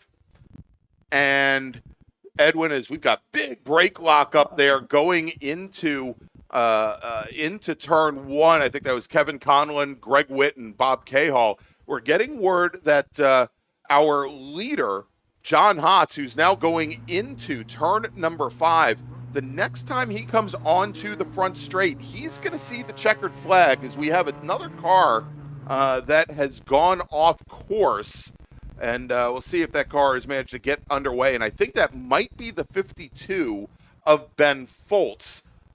Ben, who had been running as high, started today 7th on the grid, has not made his way through. But here's something that's going to complicate things. Well, it looks like we've got coming onto the pit lane that Foltz car now as John Hotz comes out of turn 10 onto the front straight. And as we predicted, checkered flag is in the air. And a bit of an ill-fated run there, Edwin, but John Hotz is going to take the win in the battle for the remaining Witts. Scott Witt in the 85 is going to take the win, or take second place. Dylan Witt, 2,500, a quarter of a second back, will finish in third. Just off the podium is Mike Lamena with Greg Witt fifth. And we've got another car off in the gravel trap at 10. Oh, yeah, there we see him in the top of the picture there, just beached, coming to the checkered flag. Not the way to end your race. Well, that race couldn't have gone any better for John Hotz because he had the guys racing side by side at the initial start. Then they had the restart, and the guys, Gaynor, and I guess it was, I can't remember, I guess it was the 85 car. Yes. Gaynor and Scott Witt, I believe, they started running side by side. Then they get off track. And that just it worked perfectly for John Haas. He was fast in qualifying, but then the race really came to him. All right, and it appears that the car that is off in the gravel trap, that is Kevin Conlon, driver of the number 14 machine out of Westminster, Maryland. Ran as high as 5th position here, and on the very last lap goes off at turn 10 and finds himself in the gravel trap. All right, Edwin, so as we mentioned there, John Hott, Scott Witt, and Dylan Witt, Mike LaMena, and Greg Witt, your top 5 with Bob Cahall, John Jenkins, Sean LaMena, Ted Cahall, and Kip Gaynor rounding out the top 10. Let's make a final call to the grid for our next group, and then we'll take a little break. Attention in the paddock. Final call to the grid for race group 4, B-Spec and Improved Touring. Please head to the grid. B-Spec and Improved Touring racers, please head to the grid. Your race is next. And with that, Edwin, let's take a quick break. We'll be back here in just a few minutes with more racing action from Summit Point Raceway. It is the 2025 June MARRS presented by the fine folks at RP Performance. Please stay with us. Grand Touring Enterprises is an internationally recognized and awarded full-service classic automotive facility located in Frederick, Maryland. Specializing in classic Italian sports cars from Ferrari, Lamborghini, ISO, and Bizzarini, Grand Touring's extensive experience ranges from pre-war to modern exotics, advising on all aspects of the classic car ownership experience, from service, restoration, and climate-controlled storage to sales and consignment. Grand Touring's focus is not just on preserving the history and prestige of these vehicles, but making sure that the driving experience is equally as spectacular and authentic. For more information, send email to tom@grandtouring.com. Grand Touring, legends in motion. The Spring Hill Suites Winchester is an all-suite property that features spacious suites, an indoor heated pool, complimentary hot buffet-style breakfast, a 24-hour fitness center, and complimentary Wi-Fi. Whether you're traveling in a group or flying solo, you'll find it easy to get comfortable in our spacious suites. We're conveniently located just off of Interstate 81 at exit 317 in a shopping center with many shops and dining options. Discount rooms are available. To book your suite today, call 540-431-3330.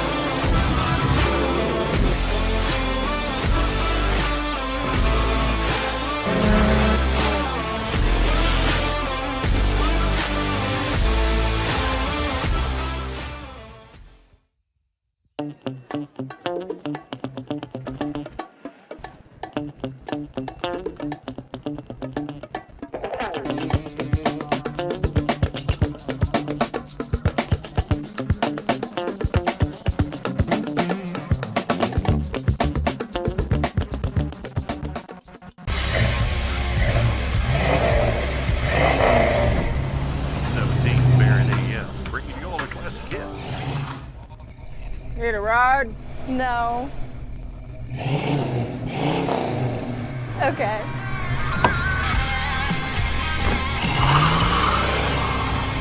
Taking you back to simpler times.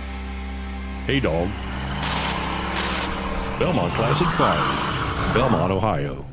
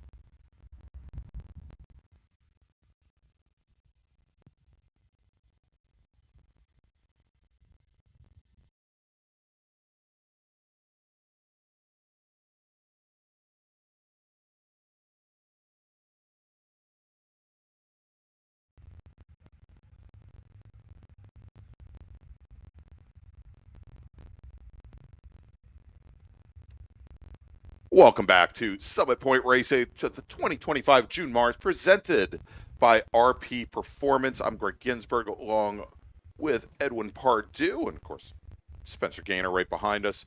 And next up, Edwin, is Improved Touring with B-Spec as well. Let's run down the starting order, and we'll be starting that pace lap here in just a moment. Let's start on your front row. ITS cars, Nathan Lucas in the 67, and then Jeffrey Lucas out of Myrtle Beach, South Carolina, in the 00 car. Then in the next row, Mark Liller in the 127, and then Robert Ahern Jr., number 99, and that is your first car in B-Spec. Row number 3 is the first in the ITA cars, the 55 of Murphy Nichols, and then another B-Spec car, the 104 of Alex Ratcliffe. Row number 4, the ITS car of Glenn Evans. He's car number 10, and then Joel Gambino in car number 31. Row number 5, a couple of ITB cars, Carl Fossler in the 82, Alton Fryer in the 89, and then Jason Paternetti MacArthur, car number 51, will round out the field. This is our Group 4 race. And so, Edwin, like during the bracket racing, when I said, John Legg, he shares this number 67 car with somebody with one of the Lucases. Well, bing, bing, bing, bing. Light bulb. Yeah, there you go. Our pole sitter, Nathan Lucas. Thank you. I just need those little kicks in the rear to remember things like that. Also, Robert Ahern coming off, I believe, his first B-Spec wins at New Jersey Motorsports Park a couple weeks ago. And everybody right there in front of our cameras in that beautiful red hat, that is Tom McLeod, 2024 National Worker of the Year for the Sports Car Club of America in Grid and Pit. He'll be your your splitter today, as we have our pace car driver, Graham Taylor, sitting there ready to bring this 11-car field to the track for their pace lap. So real quick, Spencer, if we can, while we have a second before Graham leads the field onto the track, let's take a look at our broadcast schedule for the rest of the summer here. Actually, well, we'll start off there. That'll be a good place to start. Of course, all of our remaining races here today, and that's a good reminder. I need to change our ticker so it goes and scores by laps once again. But all of our races here this afternoon, 15 laps or 30 minutes, whichever come first. And then tomorrow is feature race day here with 20 lap or 40-minute MARRS feature races and 10 lap or 20-minute sprint races 2 times for the Sprint Bracket Road Racing Series tomorrow. Now let's take a look at that upcoming broadcast schedule. Join us in just a couple of weeks. About a month from now, where we will be at New Jersey Motorsports Park's Thunderbolt Circuit, Brian Donati and I, for that stop on the U.S. Majors Tour. Then we'll be back here at Summit Point Raceway for the July MARRS. We hope. I got that little asterisk next to the Mid-Ohio Sports Car Course. That event, Mid-Atlantic Road Racing Series event, also part of the H Production National Championship and a bonus majors for Formula F, for Formula V, and for Formula 500 Mid-Ohio Sports Car Course. We don't have all the I's dotted and the T's crossed yet, so still to be determined, and Edwin's got his fingers crossed for us. So there you go, as we've got the pace lap underway now with the field heading down into the carousel. There you go. With our pole sitter, that is the 67 machine of Nathan Lucas, who is your ITS pole sitter. And I thought the car that he and John Legg were racing used to be an SSM car. But Nate on the pole, he's going to start right alongside his father, Jeff Lucas, the professor in the 00 Nissan Datsun 240Z.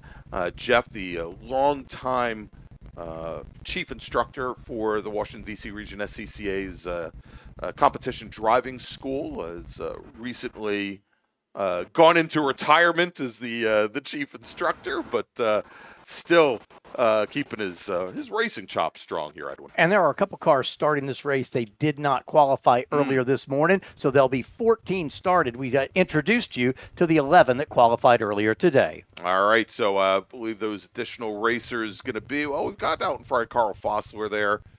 Joel Gambino, who took the win at New Jersey just a few weeks ago. Actually, he's listed as well. And I'm looking to see which other racers we don't have. But you're right, 14 in the field. I think Patrick McGee's did not go out for qualifying, nor did Justin Shepard.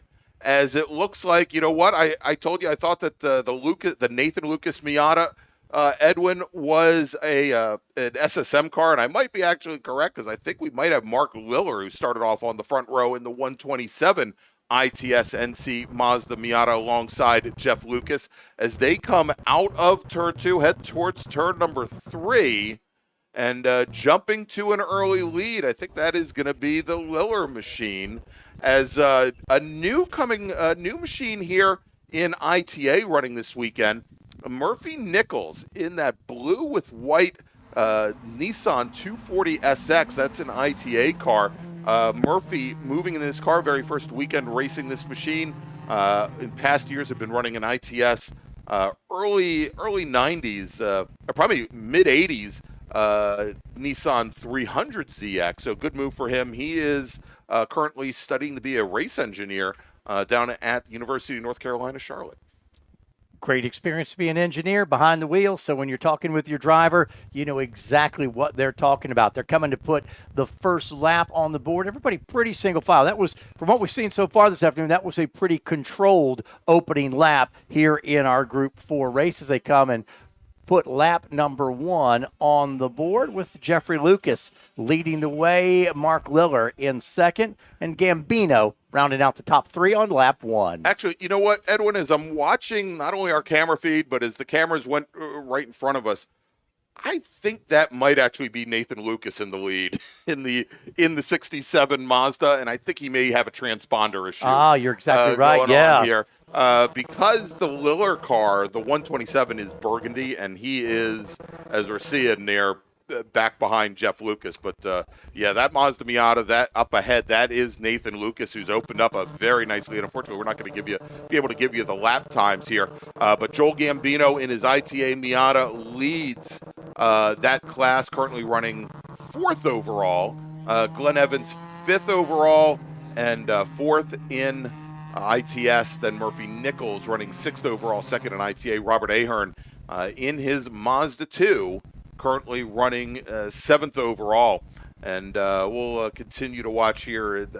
Always interesting to watch this B-Spec battle. Is actually now Alex Ratcliffe in his Mini Cooper. The blue 104 Mini Cooper has gotten around the Ahern car. Let's see. We'll track up as we've got a car off pace, Edwin, going through turn 3. And we'll try and get this car. That is the Volkswagen Golf of Rich Allen, the number 44 machine, off pace running down through the carousel. Luckily, the majority of the field at the other side of the track right now as he tries to work his way, I'm sure, back to the pit lane. And I just put some eyeballs on it. Indeed, if you're looking at the timing and scoring pylon, just put Nathan Lucas on top, bump everybody else back by 1. We can't give you the time gap, but I'll tell you, he's got about a 10-car length advantage on the rest of the field. So you're not seeing Nathan Lucas at the top of the board, and usually that is a transponder issue.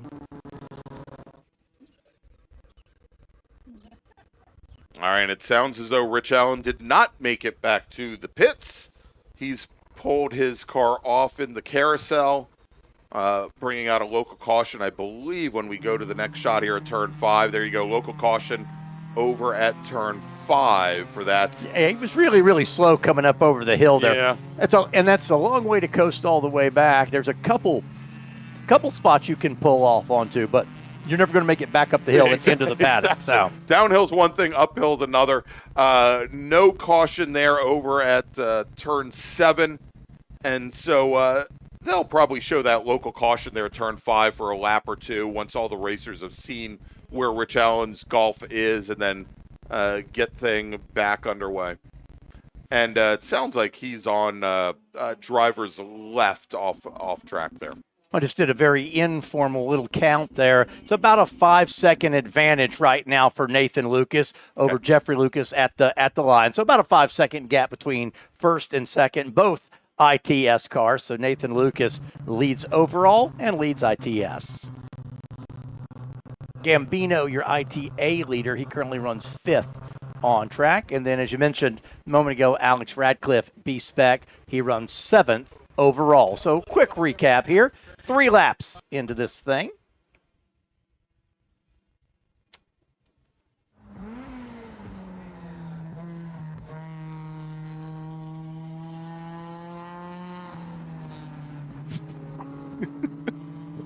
Getting word of a racer who's so fast out there right now, Edwin, that he blew the numbers off the side of his car. I've heard about blowing the doors off, but not just the number. Yeah, so, he left the doors, just got rid of the numbers. Let's see if we can, Spencer. We were watching for a moment that B-Spec battle with the Mini Cooper and the Mazda 2. I want to see if we can pick that. There they go. They'll come into the next camera's view here in just a moment. And Alex Ratcliffe of the Mini Cooper, he's actually managed now to put Robert Ahern's, Justin Shepard's number 100 Mazda Miata between he and Robert Ahern. Both of those B-Spec racers out of the same camp, out of the Rat Sport camp, race together, and I believe that Mazda 2 is actually prepared by Alex Ratcliffe for Robert Ahern. But great little fight there going on. And we're seeing here an ITB out in Fryer, who's right at the tail end of that pack right there, has now opened a considerable advantage over Patrick Begues and the red Alpha GT. Not a GTA. I believe it's a GTA actually. As they go down into turn 1, and there's that battle. Yeah, that is a big gap there with Fryer in the 89 car. Whoa, about a 12-second gap back to second place in ITB. So, all right, there you go, side by side, the B-Spec racers with Ratcliffe to the inside, coming underneath Ahern and managing to hold that pass attempt off as they now work their way down through the chute. Let's see if Ahern goes to move that car all the way driver's left. Maybe tries to come underneath Ratcliffe. He doesn't. Ratcliffe, he's leaving the door open there if Ahern wants to take it, but just not quite close enough. Yeah, interesting. In qualifying earlier today, Ahern was a full 1 second faster than Ratcliffe was in qualifying this morning. Again, now this was by Group 4, so now maybe the track was starting to dry out a little bit, but still some wet spots. But, yeah, there was a full second that Ahern was quicker in qualifying this morning. So that's your B-Spec cars. Yeah, but if we look here, they're running both of the B-Spec racers as Ahern now going to try to make the pass around the outside. That is a bold move in the dry, and he gets the pass done on Alex Ratcliffe. So move Robert Ahern now to the lead in B-Spec, running 8th overall. I was to say they're lapping, though, Edwin, almost 5 seconds a lap faster than that qualifying time this morning. So certainly big change in conditions here. Real quick, let me make a first call to the grid for our next group. Attention in the paddock, attention in the paddock. Maybe I'm going to pause right here. SSM race group number 5. Please start heading to the grid. SSM racers, race group 5. This is your first call to the grid. Yeah, that just shows you the difference in track conditions from this morning to this afternoon. And I hadn't even looked at their running times here in the race. But yeah, Ratcliffe just did his best lap of a 1:34.2. And this morning in the rain, the best he could do was a 1:42. So a good 8-second difference from morning qualifying to the joys of a dry racetrack. Indeed. All right, so we're watching a nice little battle here in ITB. And this is actually the battle for second in ITB between Patrick Begues and his Alpha, and it's an Alpha GTV, not a GTA. Patrick Begues in his Alpha GTV, and then Carl Fossler in the number 82 Porsche 924. I think that's the ITA Miata of Paternity that's right between them right now. Fossler, who I think's been out of the car now for, I think the last time we saw him was at Labor Day last year.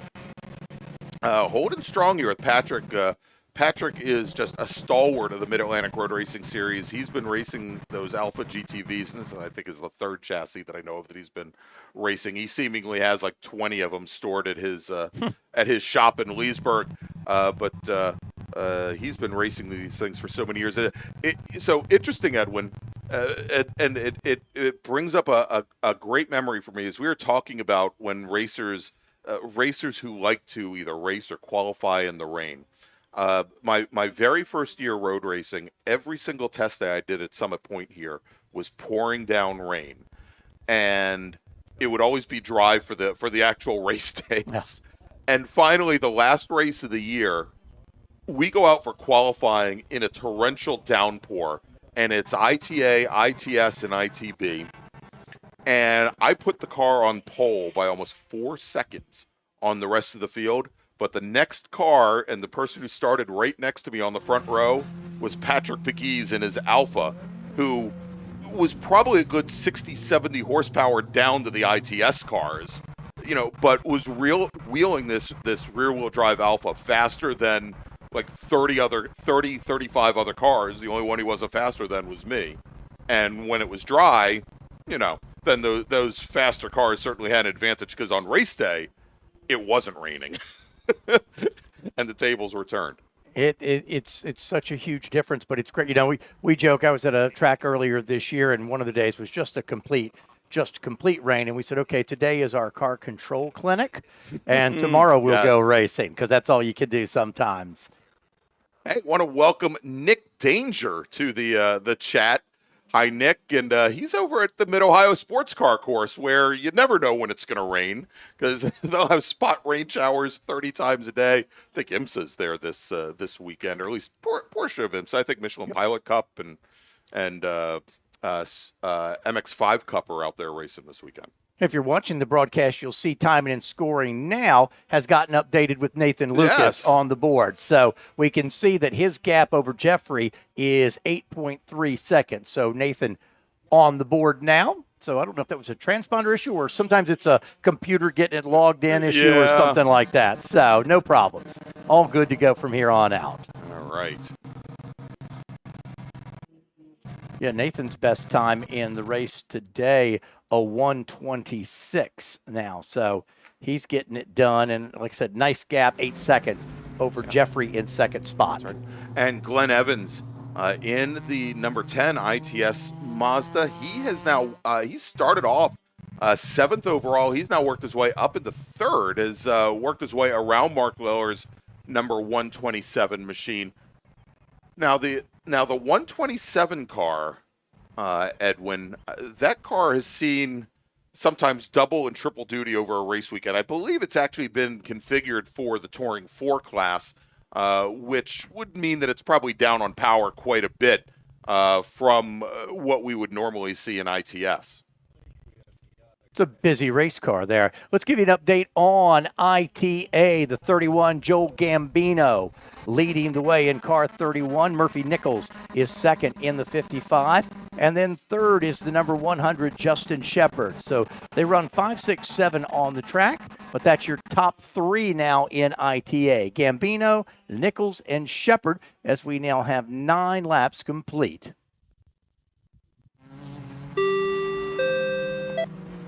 Attention in the paddock. Attention to the paddock with the owner of a green Jaguar, Virginia license plate UDZ2654, currently parked over by Tech. If you would please move your vehicle, or it may be moved for you.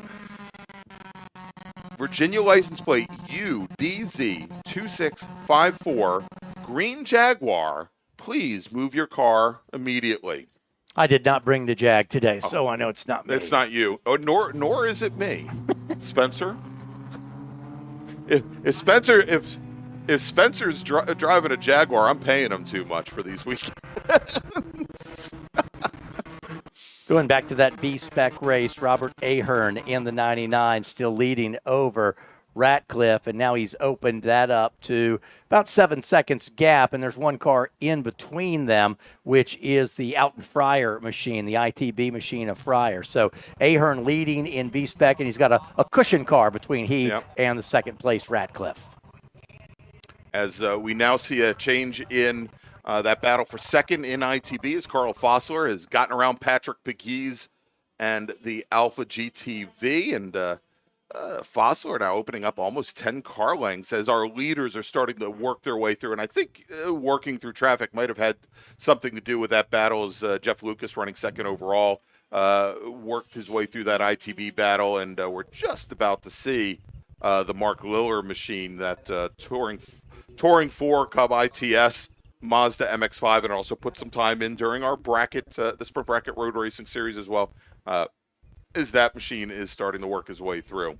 We've not seen it had a big effect on any of the races today, but one thing is when you're doing class racing is sometimes it's just where you catch a car can make all the difference. If you catch that car coming onto the main straightaway, it's easy. You lose hardly any momentum whatsoever. But there are places you can catch that car, or if there's two cars in front of you that are racing for position, that can really catch you off guard. Yeah, I mean, we see right here is Jeff Lucas now trying to work his way underneath one of the slower cars out on track, and he gets to that car right at the exit of the carousel over turn 6B7, and as he was doing so, it's an area where it's possible to get the pass done on that part of the track. The track is certainly wide enough, but it's also a spot where it's very difficult for the lead car to track you in their mirrors because of the way the corner is profiled and because of the little lift in the track there. And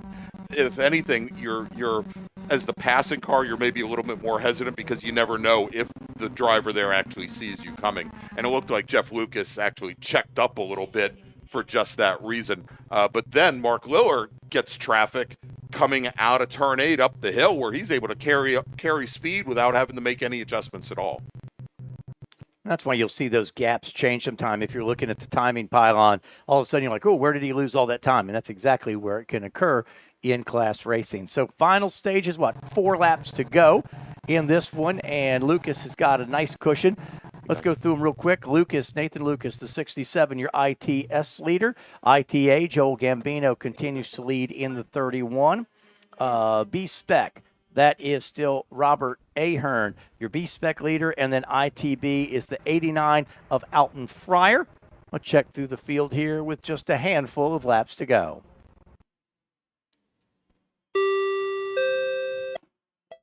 Attention in the paddock.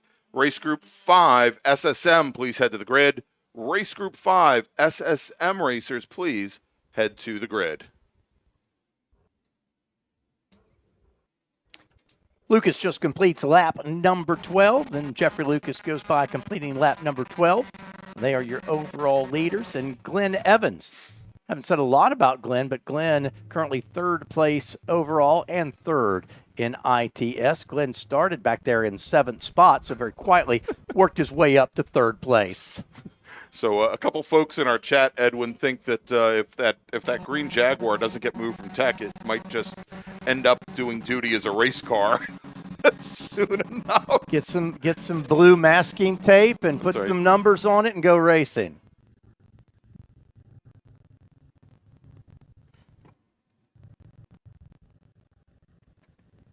Everybody right now, we're trying to look through the field at some good races, but everybody's kind of spread out a little bit. Even that the B-Spec race, which had been good for most of it, that's actually gotten strung out a little bit now. In fact, 9 seconds between Ahern and Ratcliffe, so that one's gotten a little quiet, and everybody else kind of has found their race. Sometimes you see a race like that where everybody kind of settles into their race pace and settles in the late stages, and you've kind of got what you've got for the rest of the race.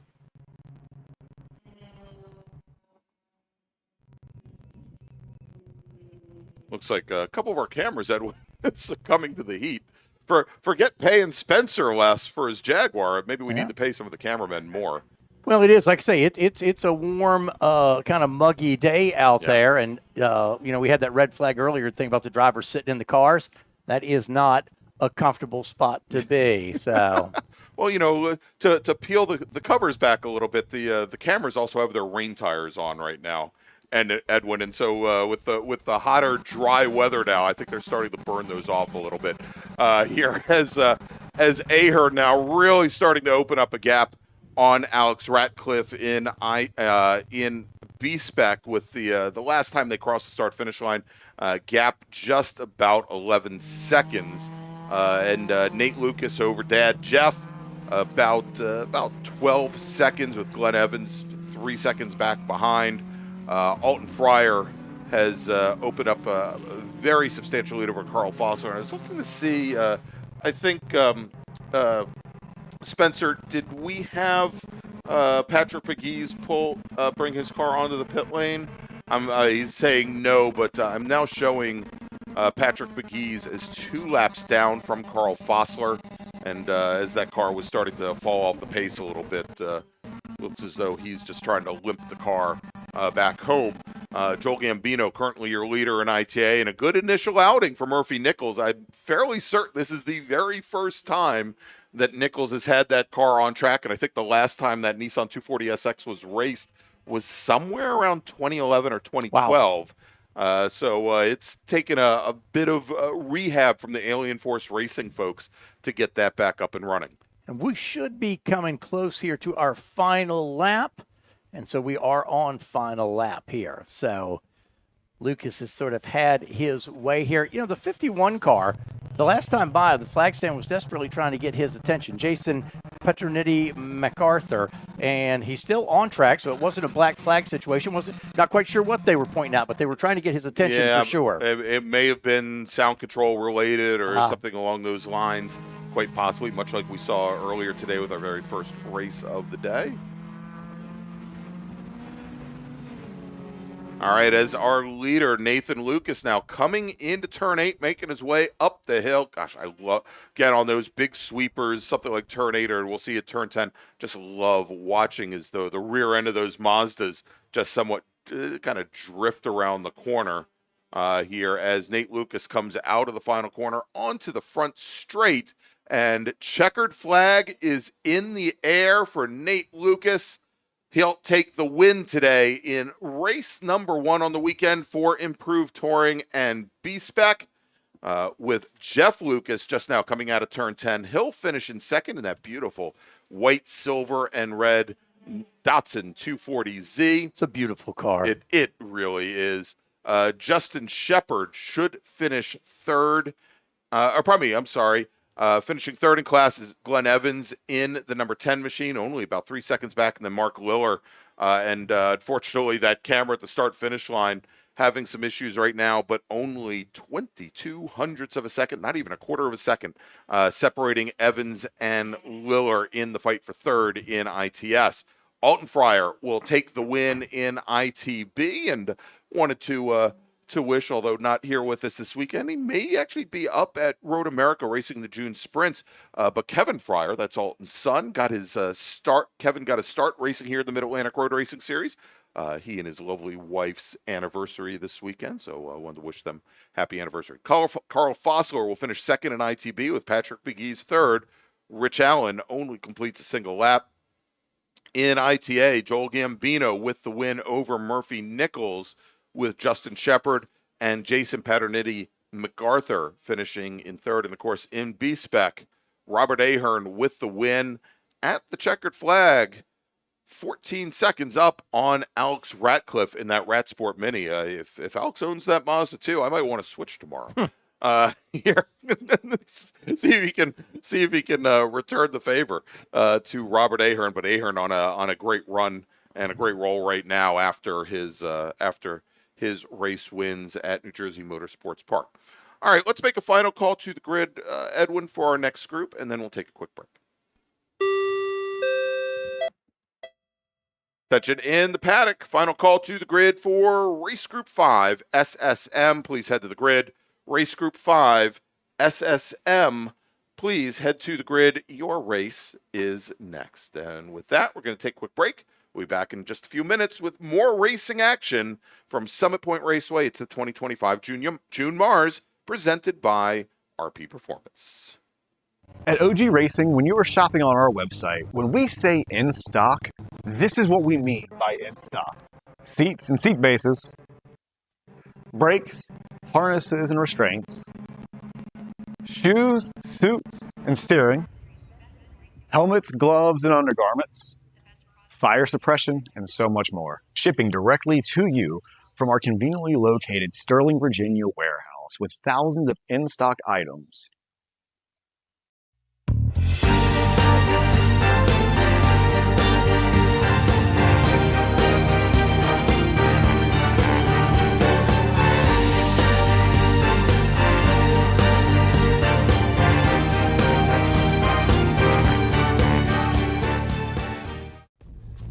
RP Performance is the only premier race shop in the region that specializes in both street and track Mazdas and is located right in the heart of racing at Summit Point's Gasoline Alley. RP has been involved in countless race wins and series championships across many classes with drivers of all ages.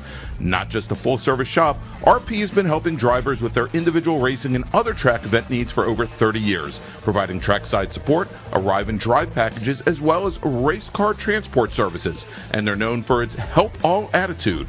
RP Performance is your go-to for getting cars back on track for that positive experience at Summit Point when you're ready to pack it in. For more information about RP Performance, come talk to them here in the paddock. Call them at 304-728-6749 or email them at Brett, that's B-R-E-T, at rpperformanceracing.com.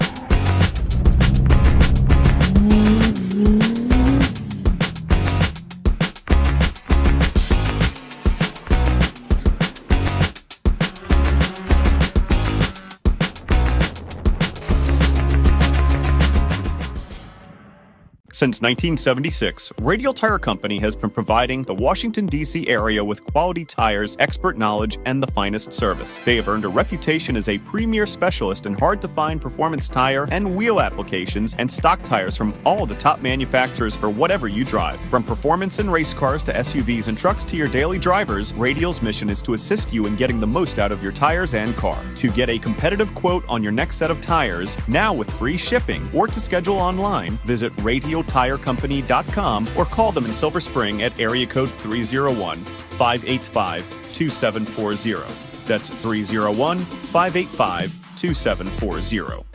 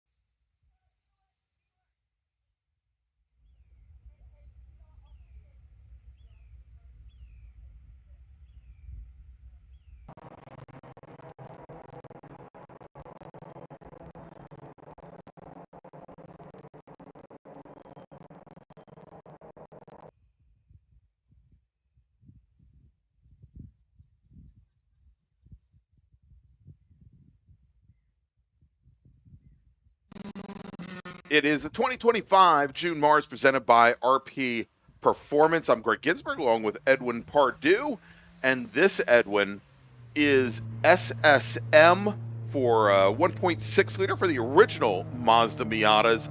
Always an incredibly popular class here with the Washington, D.C. region of the SCCA and the Mid-Atlantic Road Racing Series. I think we had about 24, 25 cars go out for qualifying this morning. Let's run down the starting order. Yeah, buckle up, hold on. Row number 1 on the pole, Colin Murchison in number 58, and then the 98, SRFx. Row number 2, Andy O'Brien's in the 14, Richard Spicer next to him in car 15. Row number 3, Jamison Huffman in the 89, and Rich Roman set to roll in car number 11. Row 4, we signed Callan Crocker in the 123 and Brent Simonson in car 26. John Hotz, he's been good so far today in the 63 car, and the 37 of Ryan Franklin round out the top 10. Jordan Furman set to go in car number 8, Jonathan Franklin in the 23, and row number 7, Jim Hess in the 56. 65 is Russell Maloney. Row number 8, Richard Ura in the 61 car, and starting 16th, Christopher Tilt, the 36. We're going to ride along with Christopher during this race. Row number 9, Jim Roberts in car number 6, and Emil Dugaroo in the 85. Row 10, Oliver Jenkins in the 83. Graham Fuller is in the 73, and row 11, Raymond Heath set to go in car number 9, and Florin Celarou in the 27. Row 12, Mark Sylvia in car number 22, the 97 car, Anita Barnes set to roll, and Mayar Alziat in car number 25 will round out the field. Those are the 25 cars that took qualifying this morning, and it looks like those will be the 25 that will start the race. That's exactly what it looks like. And Colin Murchison there, Edwin, at the top of the field, I believe all of 15 years old, or 15 years young, as the case may be. Here is he is a rookie this year, and let's see here. I have a little information. I take that back. 14 years old for Colin Murchison. Never did any karting. He says it's all sim racing. As his father worked him through the driver's school here this year as he's on his rookie license. As our pace car is on the pit lane and the field is now turned over to Colin Murchison, our pole sitter with SRFx, Andy O'Brien, Richard Spicer, those top 2 rows. Watch for Jamison Huffman in the white 89 machine, who took a win 2 weeks ago at New Jersey Motorsports Park, to make a quick start here as we're on board with Chris Tilton now in the number 36 Mazda, and Chris starting mid-pack, trying to work his way up.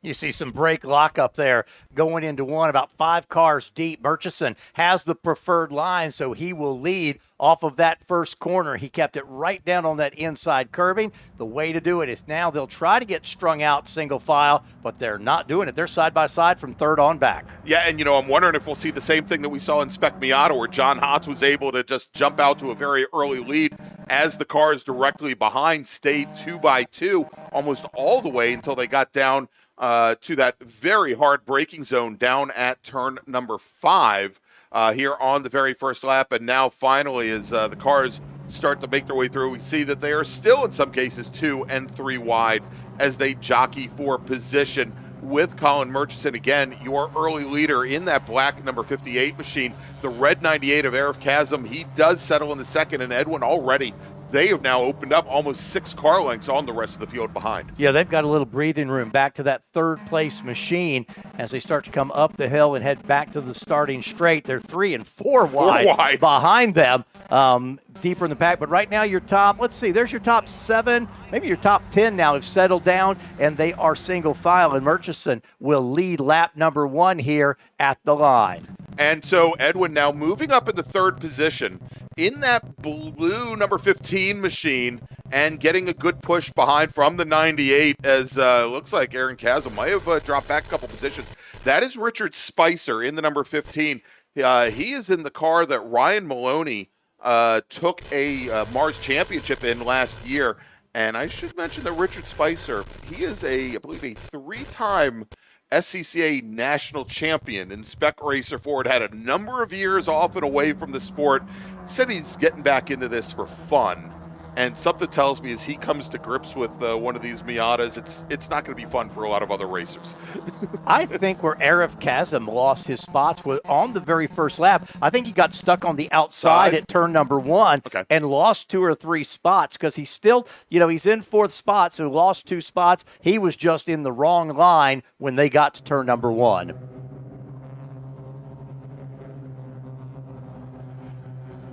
All right, as our field now makes their way into and through the carousel, once again is now finally it only took about 4 miles or 3 3/4 miles, but now the field finally stretching out nose to tail as they come through turn 8 here. When we saw 4 wide coming through turn 8, I go, 1, that ain't the fast way, and 2, I'm just hoping we don't see a mess like we saw at Spec Miata, and we haven't, as we now have, as we complete lap number 2, Colin Murchison there in that black with orange number 58 machine, your leader, but he's only got 0.2 of a second on Andy O'Brien, Richard Spicer, and Callan Crocker now working his way up into 4th position, Edwin, here as Crocker started off 7th.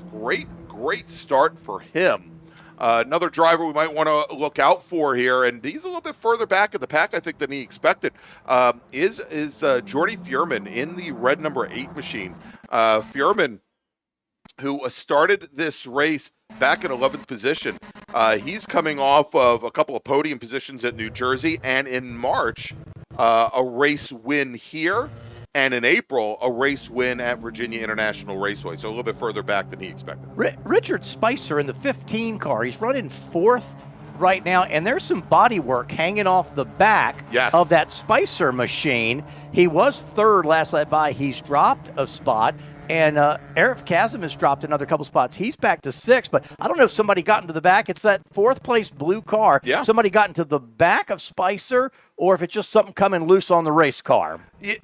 Yeah, and from the looks of it, and it's almost got like a beige color. I thought maybe there's no under tray there that should be hanging on the back of the car, and it looks like it's body tray, a body work. I'm wondering if maybe it's wheel well material from one of the rear wheel wells on the car that just happens to have maybe got caught up in the suspension underneath, because there really isn't anything else there other than the exhaust to be hanging down that low.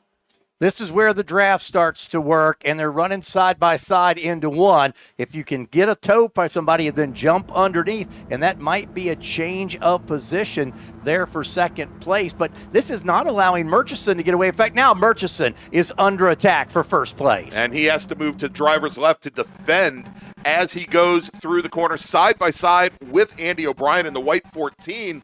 And I believe, Edwin, we have a new leader as Andy O'Brien now leads Murchison as well as Richard Spicer, who tries to take advantage of Murchison's his issues going through the chute now and going through turn 5. Spicer with the pass, I told that never works in race conditions. Spicer now takes over 2nd position. I've gotten word from Sissy Connolly from RP Performance. It is actually part of the bumper cap on Richard Spicer's machine that is dragging. We'll have to continue to watch that. Hopefully the stewards will feel that it's okay that they don't black flag that car to bring it in. But right now, that could make that Miata look awfully wide to the drivers behind. Boy, Murchison has his hands full now. He's gotten out of the line. He's outside. He's going to end up falling back to about 5th or 6th spot. As we come down, we'll reset timing as we go by. And Murchison, back to 5th place, because once he lost that inside line, he just had a freight train to challenge him. Exactly, and they all started to come right underneath him and trapped him to the outside there. And as they come down into turn 1, luckily he was able to pick up the draft of, I believe it was the 123 of Crocker ahead to try and mitigate the damage there.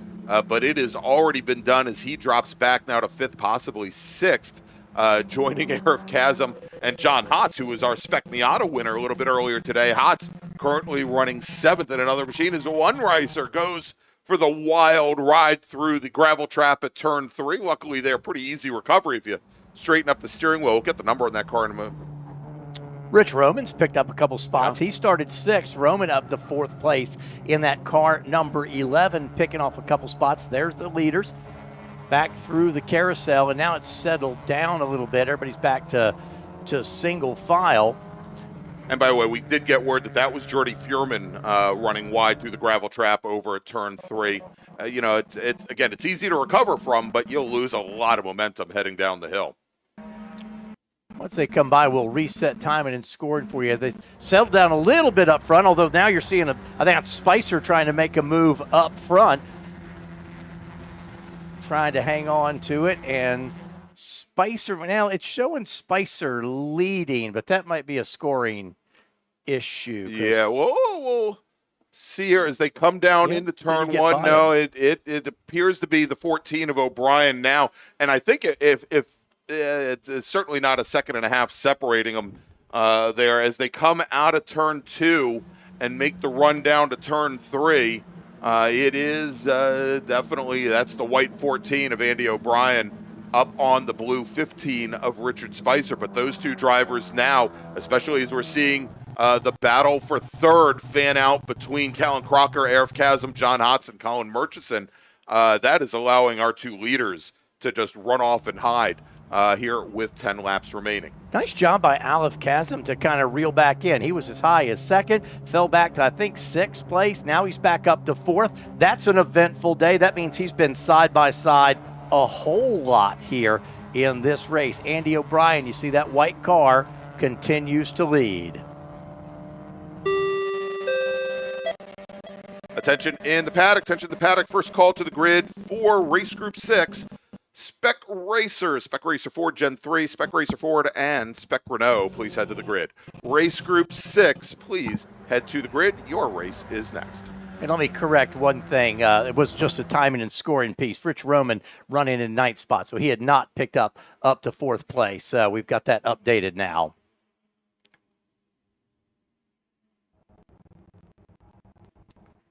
Here we come back into turn number 1. That's 1st and 2nd place. O'Brien leading the way over Spicer. Spicer right in his tire tracks. And then you see that battle third on back is a good one. But O'Brien still leading in that white machine. And Spicer so close to him, you can't even see Spicer behind him coming up the corner. No, there you go. And he takes a quick little peek to the inside going into turn number 3. And they continue to hold off, but I'll tell you, this is turning into one heck of a fight now for the 123 and the 98 of Crocker.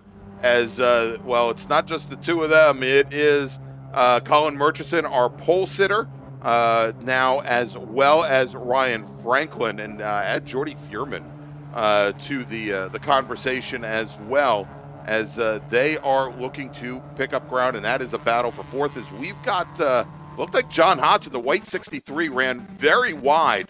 Edwin out of turn 6B going into turn 7. It looks like he now loses a position to Colin Murchison in the black 58. So move Murchison now up in the 5th position. Boy, this will be Spicer's best run at it. Great run off the final corner. He's tucked right in now. This is where you try to wait, pop out, get as much toe down this front straightaway as you can, and pop out going into turn number 1. Here they're coming right at you. Down this front straightaway, will Spicer take the peak to the inside? Probably can't do it on this lap. You don't want to wait till the very last lap. You want to be able to have that lead as you're coming to the white flag so you don't get beat on that last lap, but they're still coming off that corner. You literally cannot see Spicer. Again, flip-flop your top 2 there. Just timing and scoring is off. It's Spicer trailing O'Brien here with 7 laps. We're about halfway home. Yeah, and I think that from looking at it, I'm not seeing any. Actually, we do have lap times for Richard Spicer. I think they're manually placing them in there for him. But look at this fight now, not for 3rd, but for 4th. Here is Callan Crocker now has gained a little bit of, not only a little bit of traction, but a little bit of a margin on Arif Kazim, who now leads Colin Murchison, Ryan Franklin, and Rich Roman. Rich Roman, multi-time Mid-Atlantic Road Racing Series SSM champion. Also should mention he is your defending national champion in B-Spec. He just reset the fast lap of the race at a 129.93. Battle for the lead off the final corner. They're still going to run nose to tail. There's your leaders. First is now he's going to take a peek. He pops out driver's right, and it will be the drag race down to turn number 1. There is a lap car they're coming up on. Will it play a role in it? Not going to be able to make it. Yes, he will. Yes, he will. Spicer. Nice move. Yeah, wonderful move there by Richard Spicer as he takes the lead over now from Andy O'Brien. So good move there, and still trying to get a handle on what our timing and scoring is doing. I think the issue is not with Richard Spicer's timing as we've got Andy O'Brien going back to the lead. I think the issue, as we notice here, is Andy O'Brien has now dropped off of our timing back into 4th position or thereabouts. That was nice of O'Brien to retake the spot. Exactly, yeah. A great move there as it appears now also that rear bumper of Spicer starting to open up a little bit. But look at this as we've got that slower traffic coming through turn 5 and that battle for 3rd now, all clearing that machine. And I think that was that possibly the 97 of Anita Barnes that they were all going by there, going into the carousel. Should mention that Jamison Huffman in the weight 89 car, he did pull his car in early, only completes 2 laps. Impressive. As hard as O'Brien and Spicer are racing with each other, they have pulled a gap pretty substantial. See, there's 3rd place, and your leaders are way out in front as these guys getting serious. 3rd back to about 8th place. There's the leaders into 1. And I think probably playing a big part in this as we see, for example, now Callan Crocker and Arif Kazim as Callan Crocker now takes over 3rd position, getting around the black 123 of Callan Crocker. You know, every time they go into turn 1 or another corner, door to door, that's giving a little bit more clearance to our 2 leaders here who really have kept these passing attempts to a minimum. Yeah, they just had the one swap on the a couple laps ago, pass into turn 1, and then they gave the position back, repass. Otherwise, you're right. They've been just running, Spicer's just stayed in O'Brien's tire tracks the whole time, and you can make some fast laps doing that. Exactly. All right, here we go as they come down into turn number 5, hard under braking. Cullen Murchison takes a look on John Hotz, not able to get that done. Should also mention, so we said, and we know that Hotz won the SSM, probably the Spec Miata class a little bit earlier. Not the same cars. I believe the car that Hotz runs in Spec Miata is a 1.8 liter machine, and on those Hoosier tires, wow, getting very loose coming out of turn 8, and I believe that wasn't Chasm.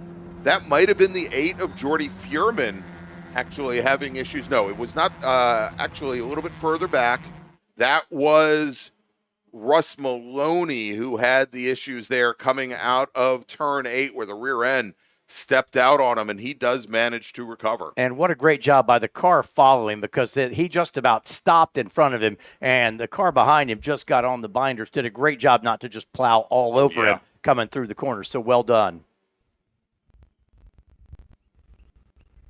See, we pick up our leaders here. O'Brien still there. They are. There's O'Brien still leading the way. And I think Spicer's doing the right thing here. I'm going to follow him another lap or 2, give us plenty of cushion. So if I do anything, have to get creative, I've got some wiggle room to be creative. Exactly. I mean, the bigger the gap that you can open up here now with 5 laps remaining, you want to give yourself that buffer in case you have to make another stab at it with a lap or 2 to go.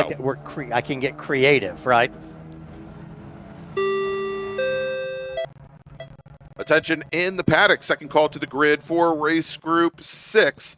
Spec Racer Ford Gen 3, Spec Racer Ford, and Spec Renault, please head to the grid. Race group 6, this is your second call to the grid. There's your 3rd, 4th, 5th, back to 7th place, running close. All right, let's see now. Are we close enough to the end now where Spicer, he's got plenty of gap over 3rd. Is this where he starts getting creative? Single file down the front straightaway. Again, you'll try to get as good a toe as you can down the front straightaway before you try to pop out into turn number 1. You see that gap they've got over 3rd place, but for now, you see them right there. They're going to stay single file, but literally maybe you won't a third of a car length separating the two. All right, and I think I'm going to have to wait until this race is over before I talk about racers retiring early, Edwin, because I'm now showing Jamison Huffman as running in. Well, I was showing him for a moment as running in the top 10. So I'll we'll. You know what? Let's do this. When our racers come by the next time, I have a feeling that we may have been calling the wrong leader for a good portion of this race. We're gonna take a look when they come around, but that white car might be the 89, which would make things very interesting. And we'll see here in just a moment. I see. Yeah, because they've reset scoring. Scoring's Yes. kind of been a little funky. Yeah. less than perfect. But let's see if we can get it right here. Yeah, because that may not be. All right, here they come through the final corner. Yeah, that might not be the O'Brien car. Let's take a look here as they come out of turn 10. I'm going to look out the window for the first time in this race. And you know what? That is our leader is the white number 89 car. That is Jamison Huffman, who, again, started this race in 5th position. I said watch for him because he's had a couple of podium finishes in that car. He is your leader, okay? So Jamison Huffman, I think we finally got it figured out. We know that the blue 15, that is Richard Spicer, Arif Kazim, Callan Crocker, and then we've got Colin Murchison. He's in the black 58. So the question then becomes, where is Andy O'Brien in the 14 car? And I think we might finally have some of this worked out. We'll track it, but I think we actually have our timing and scoring set correctly, where he is now sitting right around 10th position. Yeah, they bounced around a little bit, and a lot of times you don't know. Again, is it a timing and scoring issue, or somebody transponder off, and then you're putting them in manually, and if you miss one, then you kind of get your whole order messed up. But there they are, that second pack down the chute. Maybe I shouldn't have said anything, and we just nobody, including us, would be the wiser. All right, here, but somebody will hit you on the chat. I probably ought to check that. I know Alan Olson wouldn't figure it out. Oh, yep, there we go. My good friend Jordy Fike from down in North Carolina way. He says Jamison's transponder not working. That seems to be the case. Thank you, Jordy. There's your leaders: Jamison Huffman, Richard Spicer. And Jordy in the chat goes, Jamison goes from not running to the lead. That's making up a lot of places. Yes, right there. It is. There you go. We should be one lap to go here. So if Spicer's going to do it, Spicer's got a lap to get it done. All right, so he goes, and maybe this is to talk a little bit about the challenge that Richard Spicer has. Jamison Huffman took a race win here in SSM. Not here, but at Virginia International Raceway at the beginning of May. And he ran during this race the last 4 laps with not only a deflating left rear tire, but at the end of the race, a rear tire that had 2 pounds of pressure in it, and managed to hold off Jordy Fuhrman and the rest of the field. So the next time our leaders come to the start-finish line, they will have 1 lap to go as Richard Spicer tries to go around the outside of Jamison Huffman, coming through the carousel. And from that wider line, Edwin was able to actually pull alongside, even though he had to go the long way around. But Jamison Huffman, with position, with that inside line coming into turn 8, is able to work his way back to the lead. And so now as our leaders come onto the front straight, 10 turns, 2 miles remain as Jamison Huffman moves to driver's right, tries to break the draft, but not only that, to protect the inside line as they come down into turn 1 to force Richard Spicer to have to take the outside line. Spicer, he is right alongside, might even be up by about half a foot as our 2 leaders go into turn 1 for the last time. And now in the battle for third, it is Callan Crocker who moves into third position, I believe. We're going to double check on that in just a moment because I don't trust our timing and scoring any longer. But they now work their way out of turn 2 into turn 3. Huffman manages to hold off Spicer, though, Edwin, as they go into turn 4. Yeah, Spicer was on the outside going into the turn 1. Couldn't hang on to that spot. Going to try hard here now, coming down the chute And again, if he tried before making that run on the outside, which can work if you can hang on about to that tree there. If you can stay on the outside to there, you've got a shot at it. Not on the outside. Now they stay single file. And this time you notice Huffman doesn't keep the car pinned to the center of the track. He goes to cover the outside against Spicer. Spicer, though, now thinks he can make it around the outside, going through the opening radius of turn number 8, and he's alongside as they come underneath the bridge. But Huffman not able to hold off the charge of Spicer coming into the last corner. And as they come onto the front straight, Spicer moves over driver's right. Huffman stays center of track. And as they come to the line, taking the win, Edwin, by 75 one-thousandths of a second, Richard Spicer out of Laurel, Maryland, takes his very first win, not forever, but his very first win in SSM. Jamison Huffman will finish second. Colin Murchison works his way back up into third, finishing fourth is going to be Ryan Franklin with Rich Roman, John Hotz, Callan Crocker in seventh. Then Jordy Furman, Andy O'Brien. Now let's take a look at this great fight a little bit further back in the field. This is the battle for 18th. Chris Tilton along with Rich Ura, Graham Fuller just ahead. And as they come to the line, they had one car dead stick, and I think that might have been Arif Chasm that was dead stick there. As they come to the line, now it is going to be Chris Tilton, who makes up, I think, 3 positions on that last lap, moves up in the 16th position. Should mention, as we talked about Richard Spicer, former national champion in the field, Spec Racer Ford racer, just noticed that I should have picked it out when you ran down the order. Graham Fuller, former national champion in GT Light, driving something very different, not a GT car CRX, but a Miata. Graham Fuller is going to finish right behind Chris Tilton in 17th. So it is at the front, Spicer, Huffman, Murchison. That's your top 3. Franklin, Roman, Hotz, Crocker, Furman, Andy O'Brien, and Russ Maloney will round out your top 10. Whew, exactly. All right, let me do this. Let me make a final call to the grid for our next group, and then we'll take a quick break. Attention in the paddock. Final call to the grid for Race Group 6. Spec Racer Ford Gen 3, Spec Racer Ford, and Spec Renault. Please head to the grid. Race Group 6, please head to the grid. And there we go. Ryan McBain says, drive of a lifetime. There you go.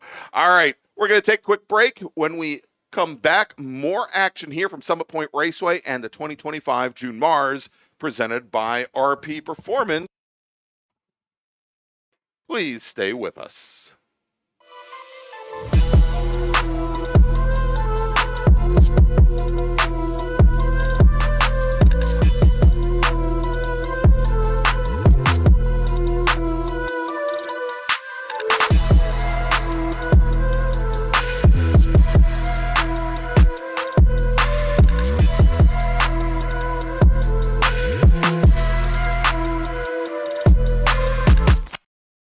Grand Touring Enterprises is an internationally recognized and awarded full-service classic automotive facility located in Frederick, Maryland. Specializing in classic Italian sports cars from Ferrari, Lamborghini, ISO, and Bizzarini, Grand Touring's extensive experience ranges from pre-war to modern exotics, advising on all aspects of the classic car ownership experience, from service, restoration, and climate-controlled storage to sales and consignment. Grand Touring's focus is not just on preserving the history and prestige of these vehicles, but making sure that the driving experience is equally as spectacular and authentic. For more information, send email to tom@grandtouring.com. Grand Touring, legends in motion.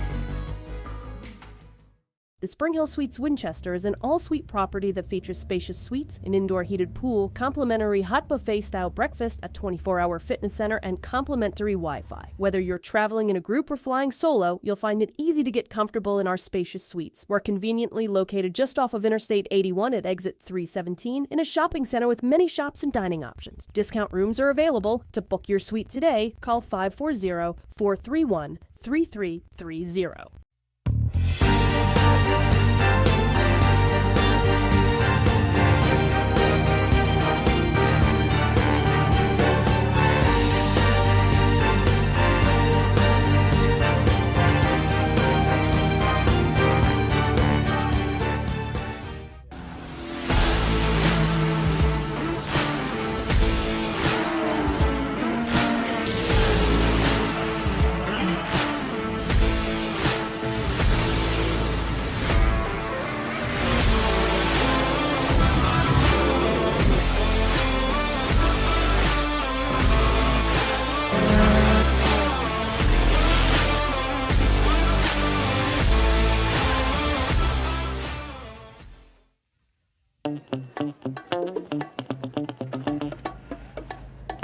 Bringing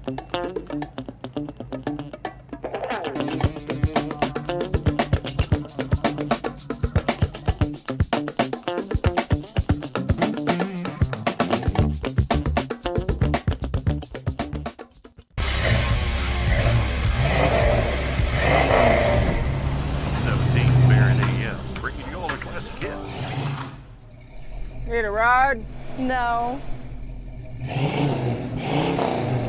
Okay.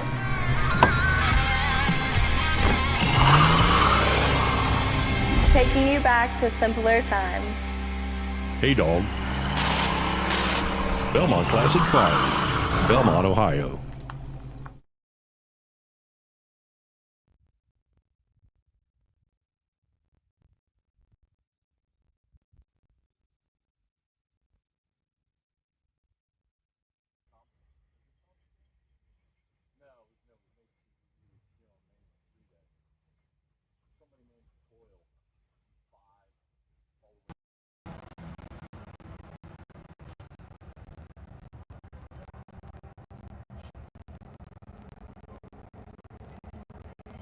Grab my radio or whatever, and I'll have my other headset. I can't talk over it, but I can at least listen.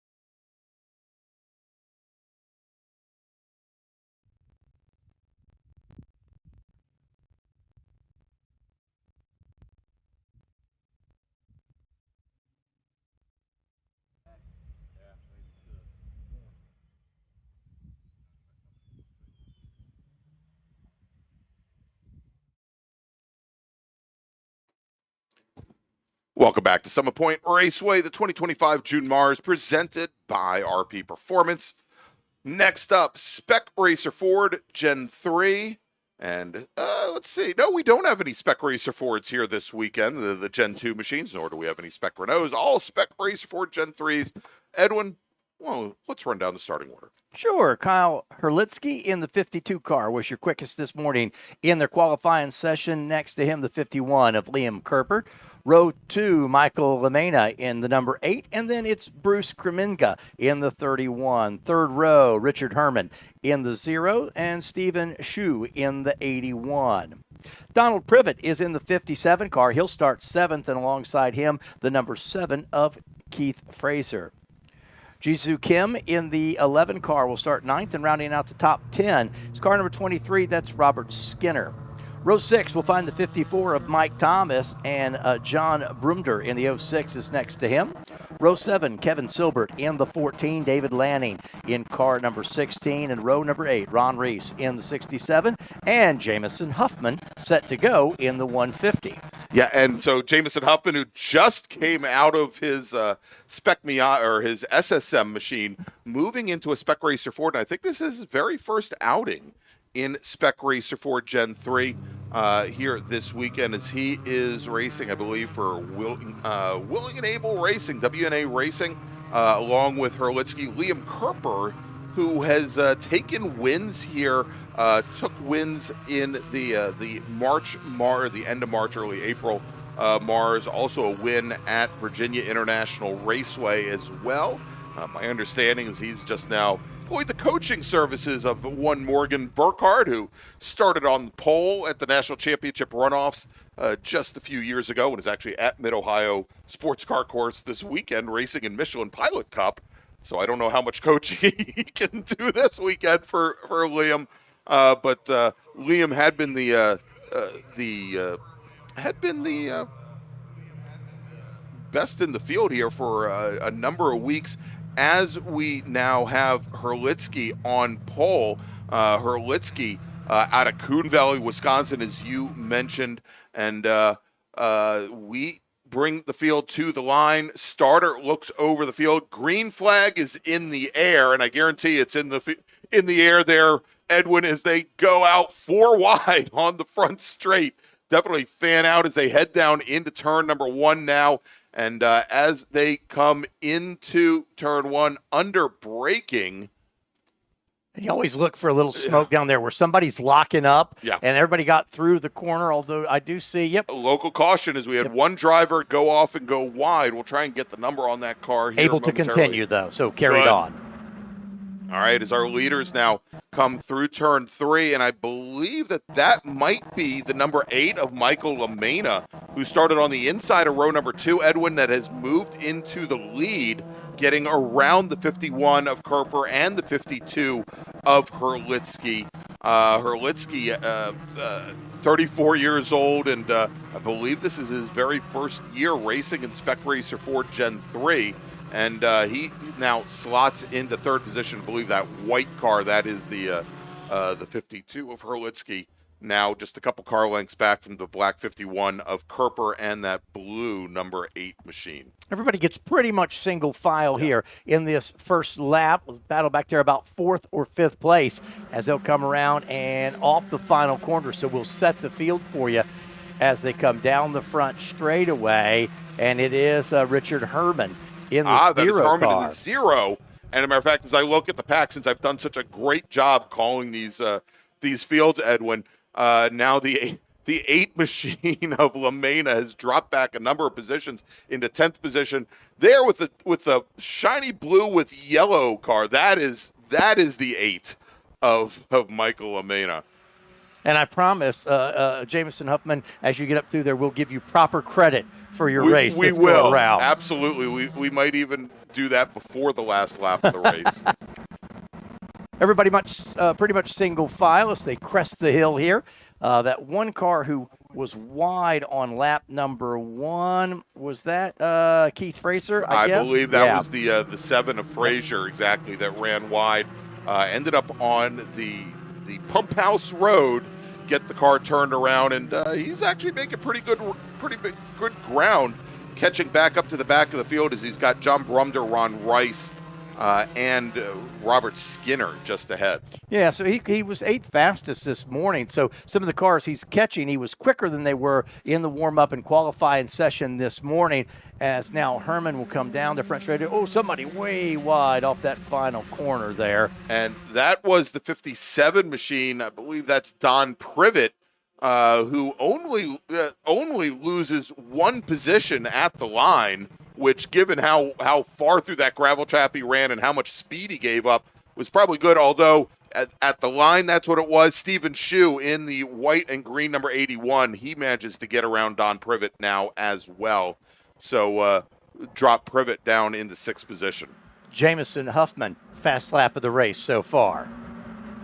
Battle back there for 5th spot side by side.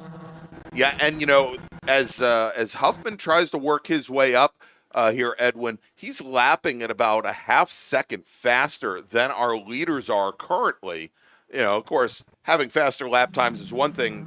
Getting through and past 5 or 6 cars to get up to your leaders, that's something very, very different. Everybody up front now, settled down single file.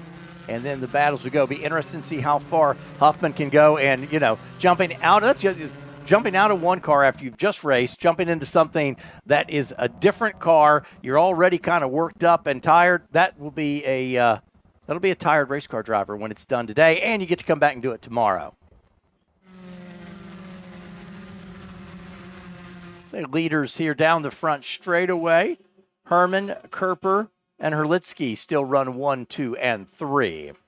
And Jisoo Kim in the number 11 machine now. He is trying to come down the inside, and he's going to take over 3rd place from Kyle Herlitsky. So drop the white 52 now back into 4th position. And as Jisoo Kim made that move, he had Jamison Huffman try to tuck right underneath him. Huffman there, he's in that black with red machine. Huffman going side by side with Steven Shu into turn number 3 as they battled out for 5th position. But I'll tell you, Herlitsky, who obviously did very well in the damp this morning, not finding that dry pace today, Edwin. Boy, Huffman does have the pace, though, for sure. Up there into 5th spot. And so we should mention that Jamison Huffman, who, again, we just saw a few moments ago in a Miata, he is also your current FE2 track record holder here at Summit Point Raceway. This being his, I believe now his 4th year of club racing. Lots of experience both in go-karts and also in the sim world. His father, Justin Huffman, a former podium finisher at the National Championship runoffs in Formula Enterprises. Leaders back down, but it's very close right now between 1st and 2nd. In fact, they're going to take a battle. There's the battle for the lead into turn number 1, Greg. Yeah, and here they go. Coming down the inside, Liam Kerper, the black number 51 machine. He's going to come right underneath Richard Herman in the 0 machine. Held Herman out there for a very long time, would not let him turn in until that pass was made. And as they come through turn 1, through turn 2, was able to hold him off long enough that he couldn't make that over-under work. Here, as we now see just a little bit further back, the battle for 4th, Jamison Huffman now 2 turns in a row, battling for position with Kyle Herlitsky, our pole sitter. Huffman now up into 4th position, and looks as though Herlitsky really off the pace as they came through 3 as Huffman got around him. Steven Shu and Don Privet able to get around the Herlitsky car. So I think we're going to see the 52 machine, drop from 5th position all the way back into 7th. Those battles up front, those leaders have been great for Huffman because while he's been trying to work his way through the field, you could worry that as you make your way through the field, the leaders are going to get way off ahead of you. Well, because they've been battling, Huffman's been able to kind of have the leaders come back to him. Exactly. And so, as we're a third of the way through this race, they haven't been able to open up any kind of real margin now as they go into turn 1. And now with Steven Shu Jisoo Kim in the yellow number 11 car, trying to get underneath Richard Herman. He does, takes over 2nd position, but even just that move right there, Edwin, allows the 150 car of Jamison Huffman to close things down. And especially when we see that Richard Herman was able to hold off Jisoo Kim coming through turn 2, as Kim very quick into turn 1, car pushed wide. Herman was able to come right back underneath and return the favor. Yeah, I thought Herman had lost that spot for sure, and now here comes Huffman trying to pick up that spot from Kim. There we go as they go around turn 5 with Huffman to the outside, and he makes the pass stick. He's able to put the car right underneath the number 11 going into the carousel to take over 3rd position. So Jamison Huffman, who started off this race dead last, and this time I can say it with authority, Edwin, because he did not go out for qualifying this morning. He didn't retire after 2 laps either, but Jamison Huffman, who started 16th, now in a podium-paying position up in the 3rd. What a big swing for Kim here. Kim was in a position just a moment ago to move into 2nd place, and now he's shuffled back to 5th. It's that yellow car. You see, he's all the way back to 5th when he was battling for 2nd just 1 lap ago. And it looks like there might have been contact there between Jisoo Kim and the yellow number 11, and Steven Shu in that green and white number 81 car with Don Privet directly behind, really with nowhere to go in that Gulf livery car as they now come through turn 3, and the 11 of Kim manages to get back around Steven Shu, works back up in the 4th position. Huffman looked like he picked up another spot there. We'll see him as they come down the hill, and I believe he did, and there's still plenty of racing to go in this. And again, yeah, there's Huffman to 2nd spot. So the great news for Huffman is, again, he's come through the field, but he's right there behind the leader. Yeah, exactly. Attention in the paddock. Attention the paddock. First call to the grid for race group 7. Big bore racers, please head to the grid. Race Group 7, this is your first call to the grid. Kerper better hang on because he's got a battle for the lead right here. That's off the final corner, and here they are down the front straightaway. All right, and great salvo here from WNA Racing, from Willing and Able Racing, the two teammates. Now, nose to tails, they go into turn 1, and I don't think there are any team orders here, as we've got Jamison Huffman coming to the inside of Liam Kerper. And as they come now out and from behind the trees, let's take a look, Edwin. I think we might have a new leader, and indeed we do. It is Jamison Huffman, working from 16th all the way to the lead, as he now pushes Liam Kerper back down to second. So let's see now how hard Kerper runs. And that was just, that lap where he took the lead just now was his best lap of the race. So 121.85 for Jamison Huffman, and he does it on the lap where he takes the lead. So Huffman and Kerper, and then the battle behind him is good for third on back, as that battle has gotten strong. Everybody got single file that time through the chute, settled down a little bit as the leaders will be coming back up the hill right there in front of you. All right, so Edwin, got a little bit more information from the folks at WNA Racing as far as why Jamison Huffman was starting off at the back of the field. Actually did go out for qualifying today, was 8 pounds underweight, and so they tossed all of his qualifying times and penalized to start off at the back of the field, as we've got a driver running very, very wide. And was that Stephen Shu in the 81 machine? I believe so. The blue and orange gold-flicking machine. Yep. He went way wide. All right, yeah, indeed. So that was the 57 machine of Don Privet, who ran wide for the second time today, coming through turn 10. That'll get you attention. So Sue has settled down a little bit. He had dropped a couple spots, but now he's kind of scrapped his way back to fourth. It looked like he was kind of in reverse for a lap or two, but now has settled back in. So Jisoo Kim in the 11 car, right there, that bright yellow, he runs in fourth. And Stephen Shu, the 81 car, rounds out the top 5. Yeah, and perhaps for Stephen Shu, a little bit of a breather. He doesn't have to keep looking in the rearview mirror for Don Privet, who was the one following him through turn 10 when Privet ran wide.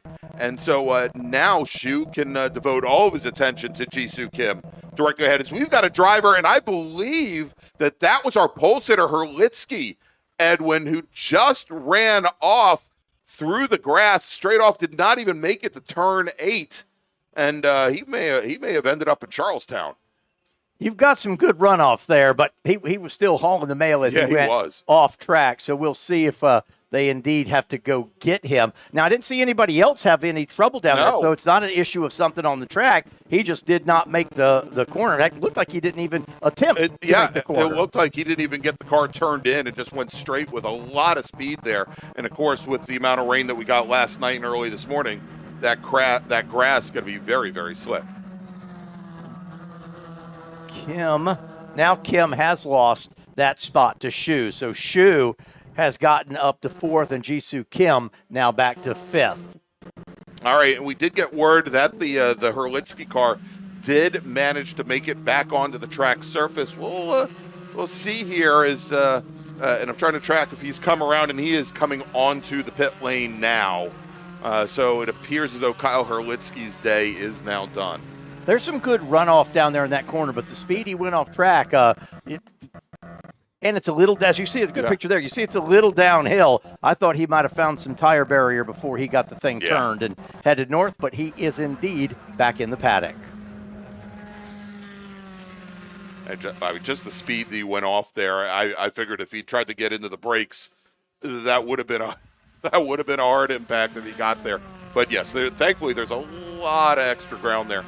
Out there as Jamison Huffman is your leader, as we have 10 laps in the books, 5 laps remaining, and now Liam Kerper, again, has a couple race wins so far this season in the Mid-Atlantic Road Racing Series. He's got a whole mirror full of Richard Herman to contend with, as Herman there sticking it kind of the long way around.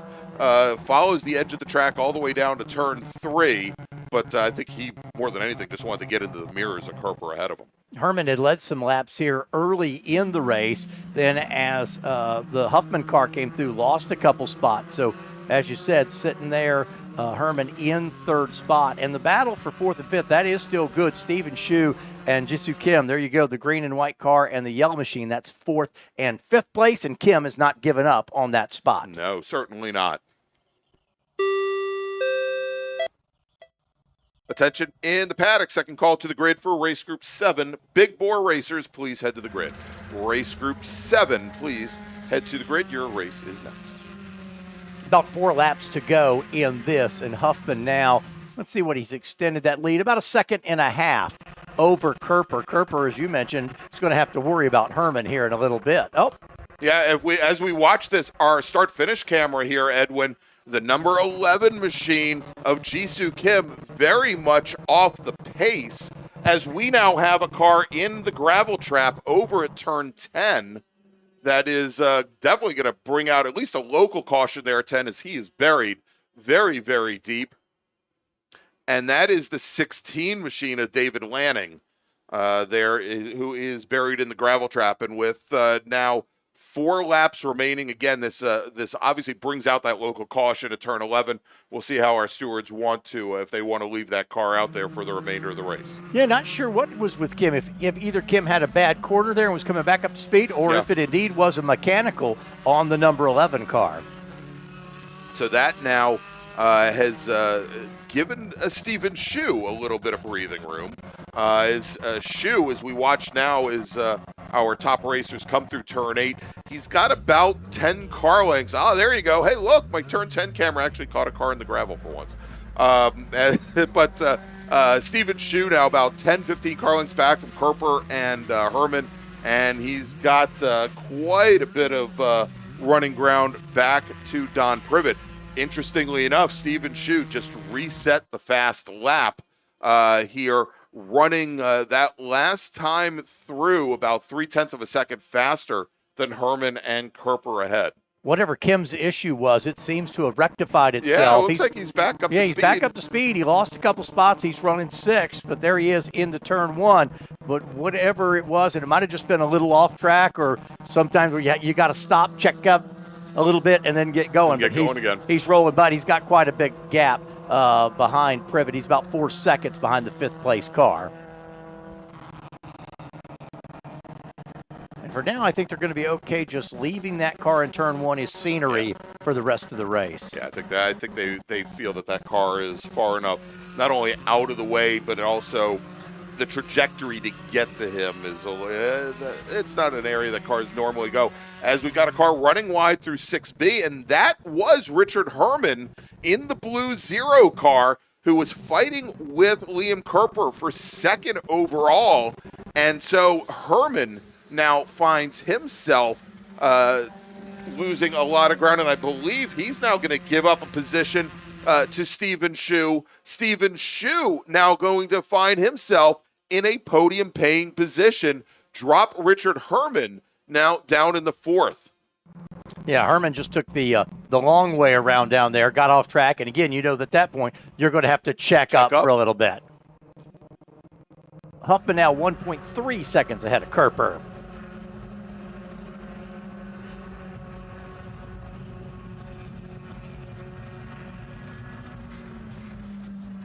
Impressive run by Huffman. In the 150 car there, you see him lead the top 3 up and over the hill. Stephen Shu, nice job by Shu. Shu just kept scrapping in this thing and gets a podium. Well, we're not there yet. In a podium position. Exactly. And this is a very good run for him. So Stephen Shu, if there was one knock against his racing over the last couple of years, is he typically has issues getting the rear tires up to temp early on in a race, and his first couple of laps have been very challenging, to say the least. And he was able to keep it right up there in close proximity to the leaders early on, and by just plugging away and staying strong against Jisoo Kim earlier, he's again in a podium-paying position. As our leaders are, I think, watching the folks on the starter bridge do the bird, there is we've got 1 lap remaining. Actually, what he's doing is he's pointing to a big board with a number 1 on it, Edwin. There he isn't. He isn't trying to take off and get airtime. I'm having flashbacks to Purple Rain right now with Morris Day in the time doing the bird. Anyway, 1 lap to go for our leader, Jamison Huffman, Liam Kerper running second, and Stephen Shu. That time by, although Liam Kerper reset his personal best lap that last time by, Stephen Shu was a ½ second faster. And he is closing up on the 51 very quickly. I think, though, Edwin here, with now only a half a lap remaining, time may be running out for Stephen Shu to take over second position. Yeah, and Huffman can be very patient here this last half a lap. No lap cars to deal with. Here he comes up the hill. Should have a nice, clean run to home. Well, it's frustrating just to sit there and watch him go by. It's frustrating every time we go to that camera and I see him sitting in there. I feel bad for him here as Huffman comes out of turn 10 for the final time. He's now going to move over driver's left, and Kerper now has Stephen Shu right on the back of the car. And as they cross the line, Stephen Shu again resets not only personal best, but resets fast lap and finishes only 1/100th of a 97 1/1000ths, 1/10 back behind Liam Kerper. It's Huffman with the win. Kerper second, Stephen Shu third. Richard Herman will finish today's race in fourth. Nice recovery after that off just a couple laps ago. Don Privet will finish in fifth. Jisoo Kim comes home in sixth with Keith Frazier seventh. Mike Thomas, Mike LaMena eighth and ninth. And Kevin Silbert out of Columbia, Maryland will round out your top 10. Liam Kerper was happy to see the checkered flag because one more lap, I think Shu would have had him for second. Completely agree there. Heck, I think Shu would have had him going down into turn 1 with the draft. But like I said, time just ran out for Stephen Shu, but he still comes home with a podium position here at Summit Point. Good race. That was a good race. Wonderful race. All right, let's make a final call to the grid for our next group. Attention in the paddock, final call for race group 7. Big Bore, please head to the grid. Race group 7 is your final call to the grid. And, Edwin, let's take a quick break. Well, thanks to our partners and sponsors. And when we come back, the big ground pounders here at Summit Point. You're watching the 2026, I said that again, the 2025. It's like I'm time traveling, exactly. 2025 June MARRS presented by RP Performance. And we'll be right back. At OG Racing, when you are shopping on our website, when we say in stock, this is what we mean by in stock. Seats and seat bases, brakes, harnesses and restraints, shoes, suits and steering, helmets, gloves and undergarments, fire suppression, and so much more. Shipping directly to you from our conveniently located Sterling, Virginia warehouse with thousands of in-stock items.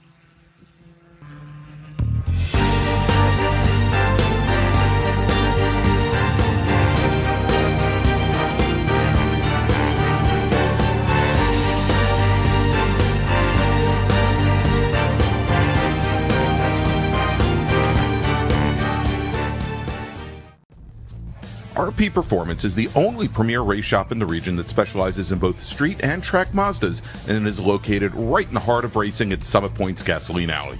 RP has been involved in countless race wins and series championships across many classes with drivers of all ages. Not just a full-service shop, RP has been helping drivers with their individual racing and other track event needs for over 30 years, providing trackside support, arrive and drive packages, as well as race car transport services. And they're known for its help all attitude. RP Performance is your go-to for getting cars back on track for that positive experience at Summit Point when you're ready to pack it in.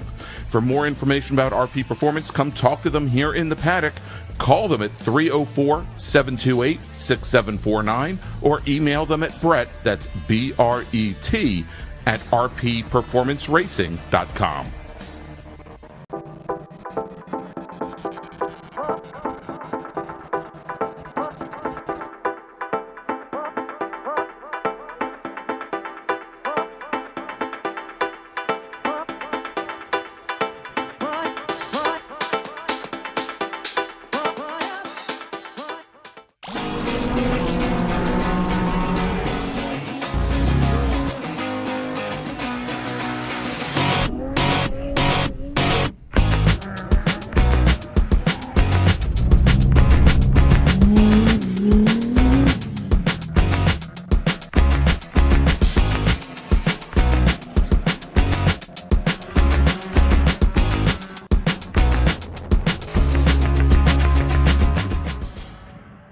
Since 1976, Radial Tire Company has been providing the Washington, D.C. area with quality tires, expert knowledge, and the finest service. They have earned a reputation as a premier specialist in hard-to-find performance tire and wheel applications and stock tires from all the top manufacturers for whatever you drive. From performance and race cars to SUVs and trucks to your daily drivers, Radial's mission is to assist you in getting the most out of your tires and car. To get a competitive quote on your next set of tires, now with free shipping, or to schedule online, visit radialtirecompany.com or call them in Silver Spring at area code 301-585-2740. That's 301-585-2740.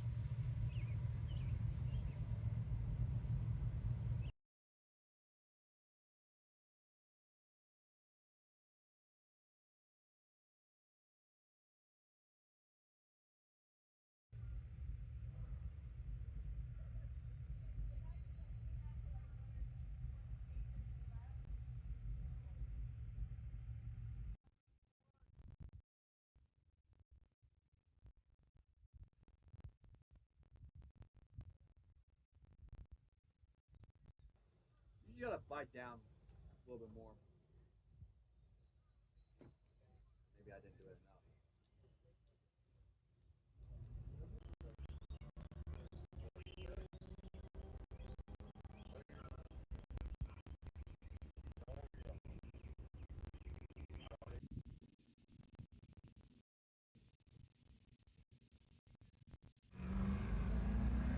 Welcome back to, I was going to say a dark and gloomy Summit Point Raceway, but the rest looks a lot brighter here as we are getting ready for our big bore race. I'm Greg Ginsburg along with Edwin Pardue. This is the 2025 June MARRS presented by our great friends at RP Performance. So we want to thank Brett DePedro, Sissy Connolly, and all the great folks at RP. They've been handing out T-shirts and mugs and a whole bunch of tchotchkes around the to the folks in the paddock here and the spectators this weekend. And they are wonderful supporters of SCCA road racing as we get underway here. Edwin, why don't we run down the starting order? Your front row, the two GT2 cars up there, Andrew Mistak in the 88, Corey Markovitz in car number 18. That's the Chevy Camaro and the Porsche 911, the GT3 Cup car. ITE car, the number 14 of Marshall Lytle out of Alexandria in his BMW M3, and alongside the T1 of James Wilson, he's in car number 29, the Porsche GT4 RS. Row number 3. In the SPO, Robert Hayshak, car number 9. He's in the Cobra. And Mike Herbert in car number 62. That's the T2 car out of Chambersburg, PA in a BMW. And Devin Mistak out of Liberty, North Carolina in car number 17. And that's another Chevrolet TA2 Camaro. All right, there you go. Our 7-car field. 3 cars in GT2. Andrew Mistak in his TA2 Camaro, and I believe we've got some in-car video from Andrew here today, the number 88 machine. Corey Markovitz, who we saw very early in the broadcast, racing in our bracket racing in his Porsche GT3 Cup car, and then, of course, Devin Mistak, and that is Andrew's son, starting towards the back of the field in a GT2 how-bodied Chevy Camaro. And real quick as we come to green, John Polishek in the 10, 08 David Glassman. They did not qualify, but they will make the start. All right, here as the starter looks over the field, and green flag is in the air. And look at that, lights on for safety from so many of our racers as they head down into turn number 1, and hard under braking from the outside. Corey Markovitz not able to get up alongside the 88 of Andrew Mistak. Markovitz going to have to slot into second position here as they come out of turn 2. Just back behind, it is the orange BMW. That is Marshall Lytle in the number 14 machine. And he's got now, who is that in the prototype car? That is David Glassman in the GTX Ligier JSP 320 machine. I believe that's an LMP3 car that works his way up from the back of the pack. The GTX class, Edwin, for SCCA, kind of a catch-all for homologated race cars, both GT as well as prototype cars. Yeah, and Glassman just chose not to go out in the practice and qualifying session this morning, so started at the back and starts making his way through the field rather quickly, as one would expect. As one would expect from an LMP3 machine with a bunch of GT cars ahead. That means James Wilson drops back in the 5th in the red and black GT4 RS Club Sport. And then that beautiful Factory 5 Racing Cobra of Bob Hayshak just coming out of turn number 10.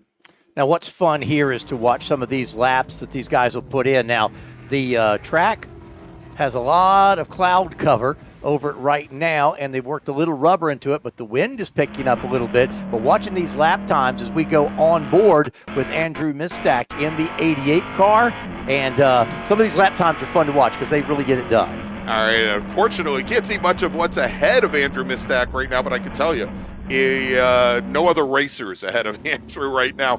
We'll have to talk to Andrew about exposure control of his camera system there, but he's definitely still, even from the lead, working that how-bodied How Chassis TA2 Camaro awfully hard as he opened up almost 2 seconds on Corey Markovitz on the very first lap. And Glassman, who we talked about starting from the back of the pack in that LMP2 machine, or I mean LMP3 machine, running the fastest lap at a 1:19.9, about 0.2 of a second faster than Andrew Mistak.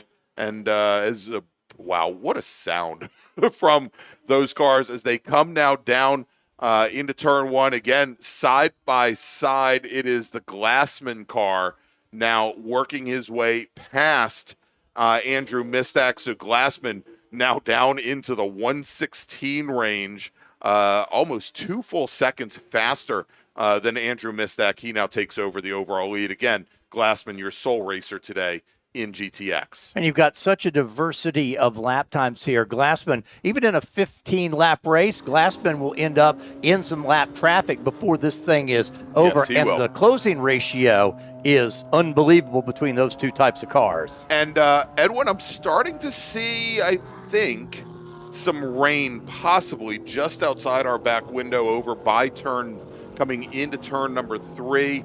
As we've seen, there are right over the center of the circuit here and extending over the front straight, some very dark clouds, whereas down at turn 1, it's still pretty clear and down at the bottom half of the course. So these somewhat mixed conditions, some of these drivers are going to have to contend with. Yeah, and you'll assume everybody chose what tires they had on based on what the weather was when they went out. So this is where you need to be smart and kind of tiptoe your way around, understand what parts of the track are dry and what's wet. And, they're not calling for washouts this afternoon, just these little pop-up rain showers. Exactly. And so, certainly, even if there's just a little drizzle, you want the dry weather tires on the car. As we watch Robert Hayshak in that Factory 5 Racing Cobra, lead John Polishuk in his ITE Mustang, as well as Mike Herbert in the BMW 240i through turn 10. They are running 7th, 8th, and 9th, respectively. Hayshak, our sole racer in SPO. Polishuk currently running 2nd in ITE to Marshall Lytle. And then Mike Herbert, our sole T2, Touring 2 racer. Rain can't be too bad because Glassman just turned a 1:15.03 on his last lap. So it's just, in fact, you can see there, just a drop just a little or two. Couple drops, exactly. Yeah, 1:15.031. That's getting the business done as you see those 3 cars battle up the hill, where you see a few more sprinkles there. I'll say Glassman's outrunning the water. He's beating it to the ground. He actually holds the GTX track record at a 1:12.695. So a little while to go before he gets there, but I think at this point, with now 5.5 seconds on the rest of the field, better to just put your head down to concentrate, and soon enough, he's going to be coming up onto the back of the pack, and 2 Hayshak, Polishuk, and Herbert just ahead. Glassman in the 08 GTX leader. Andrew Mistak, the 88. He's GT2. Then ITE is Marshall Lytle in the 14. T1 is James Wilson. And let's see what else we have there. We've got the SPO of Hayshak and Mike Herbert in the T2 car. So just jumping through the classes, give you a quick recap. All right, and it appears that John Polishuk, as he was coming out of the carousel, Edwin, was out of the throttle coming through turn 8. Lost a lot of ground. Mike Herbert now moves into 8th position overall in the red BMW here. Thought for a moment that maybe Polishuk was going to bring that car onto the pit lane. He stays out. He stays on course. And it looks like he's now getting that car back up to speed. Glassman goes quicker. 1:15.019. Does he have a 1:14 in him here this afternoon? You wouldn't think this is ideal conditions, as one car seems a little off the pace. And there. that's the Polishuk Mustang right there having some issues. And yeah, now we can see that car, certainly with pace issues, wouldn't be surprised if he brings it onto the pit lane this next time by. We'll have to see how David Glassman deals with that condition, as Polishuk not going to try to limp the car home to the pits. He brings it into that infield area of the carousel between turn 5 and turn 7.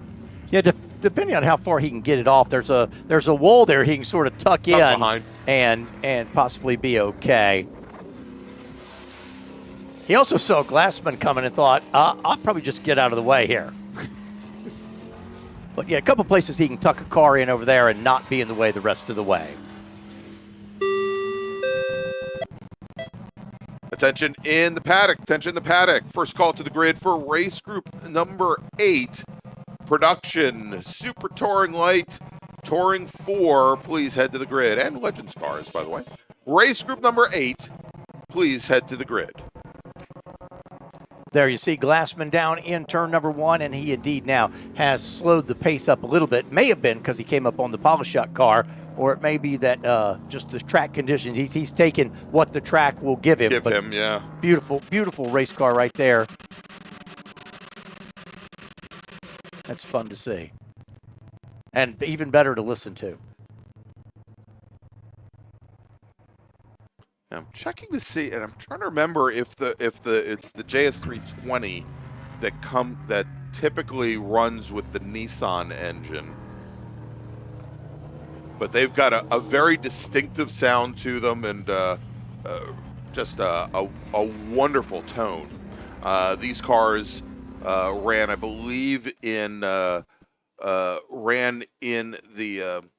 Le Mans series. I know they ran in the VP Challenge, the IMSA VP Challenge, but also the European Le Mans series as well. Boy, Glassman has really kind of slowed down the pace here. He got into some lap traffic, didn't want to try to pass them offline where the track is just a bit damp, and so he just took his time, waited till he got to front straightaway, finished that pass, and there you see him now into turn 1. And there he gets that done. And indeed, the JS320, they've got a version of the VG. It's actually a VK series Nissan V8, putting out about 450 horsepower.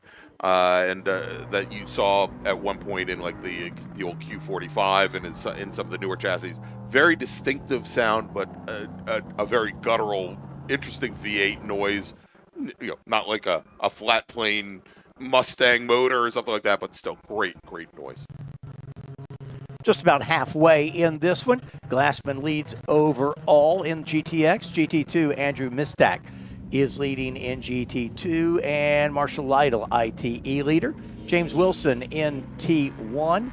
Hayshak in SPO, and ITE John Polishuk, though I believe he has parked that number 10 car. Yeah, I think that car now showing is 2 laps down, and I believe he has pulled up to that corner station over at turn 7 out of our view.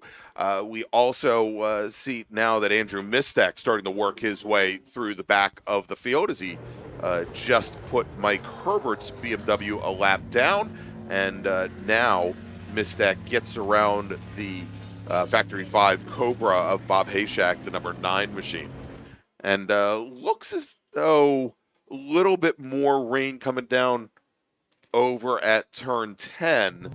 And I think that might be where we're starting to see where Glassman is starting to dial back the pace just a little bit. Not that there's any standing water there, but probably just not the ultimate grip levels, even with the amount of aero that car has available to it. Absolutely. And, trying to go for a fast lap, just not the conditions right now for that. Like I say, his quick one of the race is just about a 115 flat, which definitely is getting with the program, but he probably won't be down in that 112 range here today. No, I wouldn't expect to see that, as we also see now where Mistak is running, and again, Mistak was just working his way through some slower traffic, but about 2 seconds off of the lap times that he had set just a few laps prior. Corey Markovitz, though, actually just reset as we watch Markovitz come through turn 5. Markovitz just reset his personal best here today, running a 119.29. Next time, Bobby, 5 laps to go. There's working down in the carousel. And then, boy, you see the rain down there at the bottom part of the racetrack is getting a little heavier. And, boy, that corner is one you don't want wet. Yeah, no, certainly. I mean, I've always taken that corner in a front-wheel drive car where you just get tons and tons of understeer out of it. But in a rear-wheel drive car, you basically have to start driving it with as if you had an egg under your right foot. There, be very, very cautious, especially with these much higher torque engines, not to goose the throttle, have the rear end step out on you. Probably, in watching all of these racers out here, the driver in those conditions that might be best set up for the conditions is Corey Markovitz in that 911 with that rear engine Porsche, where when you've got a slower corner like turn 5, and even going into turn 1 where you want to dig out of it, that the car, when it hunches back, you've got the weight of the engine right over the axles to try to just dig those rear wheels into the pavement. And down there, that portion of the track, and then you get a little bit wet, anything's going to happen. It's going to happen so fast. There's almost no chance to recover and save one from there. You can chase it. We saw the one car just kind of go off at the corner in the last race, because when it happens, it's going to happen quickly. And very little time to recover. Although, from watching, Marshall Lytle doesn't seem to be having many challenges, at least through the carousel. Seemingly a lot of grip there for that E36, as we can see now that the rain really started to come down on the lower portion of the course. And we're just now starting to see a couple of raindrops here on the front straight right in front of us, but down at turn 10, off to our left, Edwin. You can see in the camera there, it's coming down awfully hard. When you also notice here in this situation where the drivers start leaving themselves more room. So earlier in the race when it's dry, if they were all the way out, against the curbing, drivers left down there at the bottom, you notice now they're going to give themselves a lane and a half. So if that quick happens, they've got a little bit more recovery room. And we'll see that when they get back down there. I noticed a couple of cars just, let me give myself a little extra space just in case we need it. And there's blue sky on that side of the track. Yeah, exactly. So there's nothing down at that end, and then they come into this area here, but yes, and you'll start to see, as we mentioned about, in the wet, every lap being an experiment as they look for places where there is still grip. We may see going into turn 1 where drivers may shift their car over, maybe a quarter of a car width, just to get to the portions of the track surface that aren't polished down as much, just to get that little bit extra grip that would normally be there under fully dry conditions, but under partially dry conditions aren't under the regular line here. As now we see Mike Herbert in his Touring 2 machine, in the Touring 2 BMW, starting to make up some ground on Bob Hayshak's Factory 5 Cobra. And the big difference, a big wiggle from him coming through turn 8, but same deal, a Hayshak who's got a small block Mustang motor in that Factory 5 car, now gives up the position, but you also see where Hayshak wildly changed his line going through turn 10, did that kind of rim shot around the outside, because that's where he's finding more grip right now.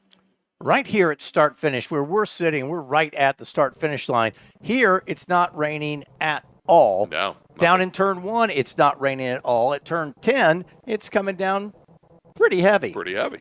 All right, real quick, let's make another call to the grid for our final race group of the day. That was interesting.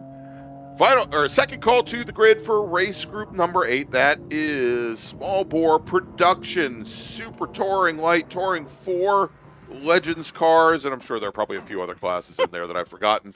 But if you are in race group 8, more importantly, if you haven't raced yet today, come to the grid. You're up next.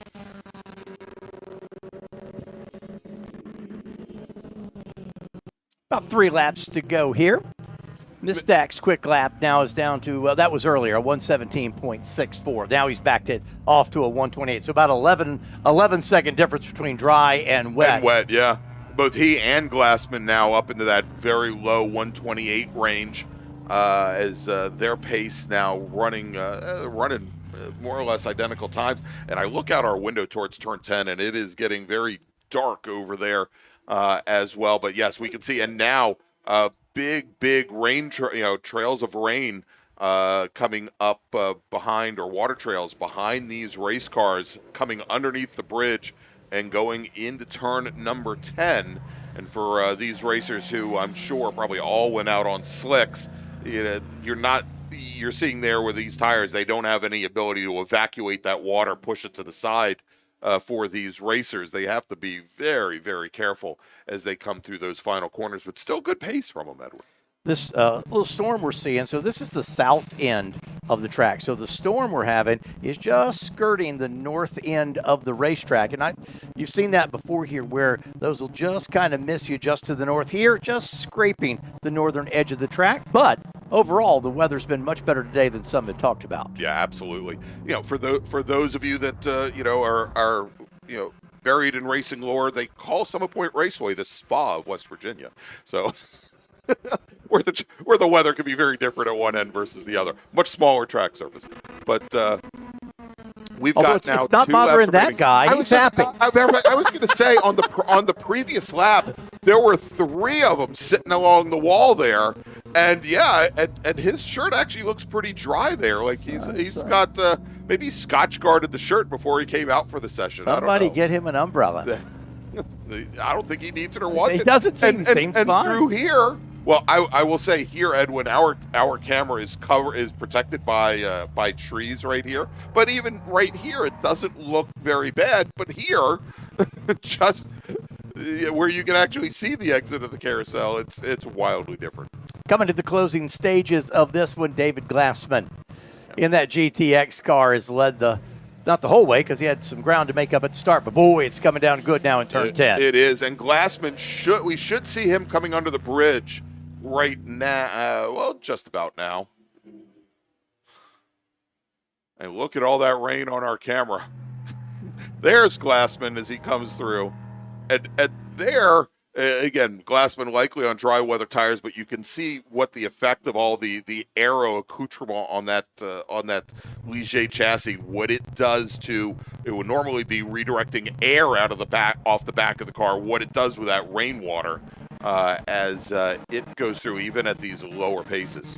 Into turn 1 for the final time. Can take his time, kind of tiptoe around here. Don't need to push anything.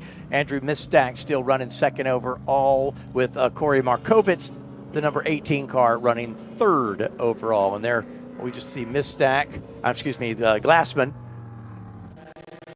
for his final lap. And he's going to take this almost like the cool down lap. That's exactly what I don't blame him. The question is, will he take a cool? Well, we know he's going to be forced to take a cool down lap because he's got no other way to get the car off the track. But he is just being very deliberate, very cautious, making sure that he gets that car to the checkered flag. Let me jump forward real quick. Sure. Small bore. What are you doing for tires? From what I see out here, if it were me, given the weather, and it's hard because they're sitting on the grid in the area where the rain is coming down, I would be going out on dry weather tires. There is not enough. There is no standing water anywhere on this race surface that would lead me. Now, that being said, the track conditions right now are, for a racer, the worst that they can be because they are not good for dry weather tires. They're not good for wet weather tires. The track is just slimy with no grip here. But coming out of turn 10 onto the front straight and taking the checkered flag, David Glassman, he is your overall and your GTX leader. Andrew Mistack will lead a field of 4 different cars out of turn 10. And actually, he doesn't lead the field. Just ahead of him is, I believe, the Club Sport of James Wilson, the 29 car just ahead. Wilson now, unfortunately for him, he's got another, well, actually, no, he doesn't have another lap to do because Glassman took the checkered flag.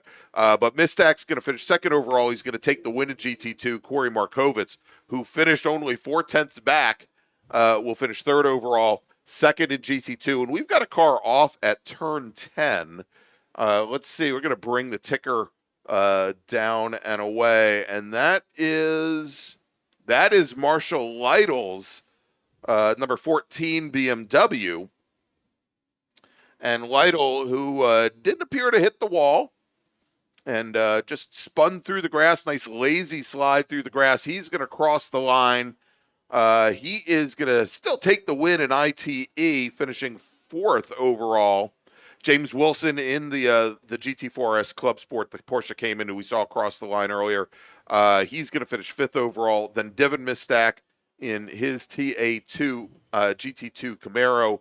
Then Mike Herbert in his Touring 2 BMW 240i. And Bob Hayshak in his Factory 5 Racing Cobra as they all cross the line to complete today's big bore race. So let's go make a final call to the grid for our next group, and then we'll take a quick break. Attention in the paddock. Final call to the grid for race group 8, small bore production, Legends cars, Touring 4, STL, and a couple others.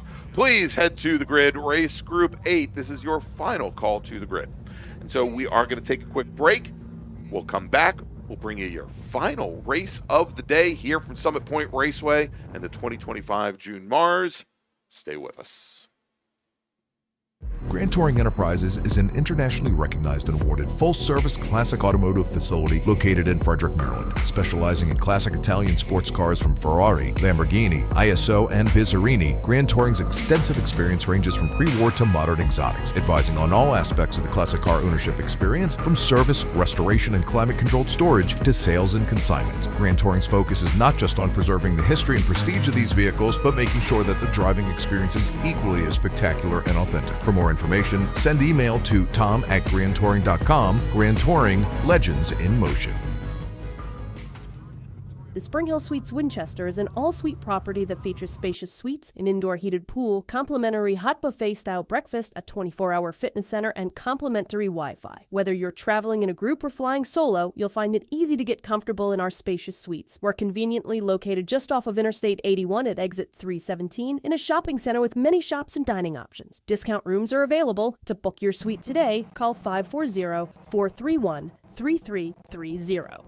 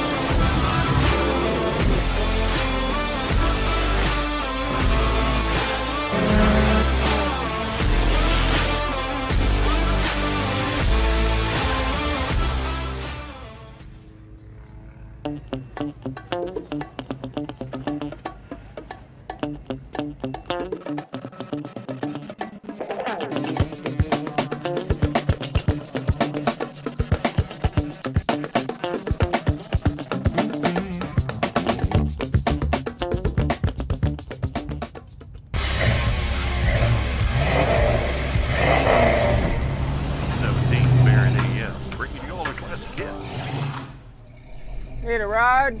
No. Okay.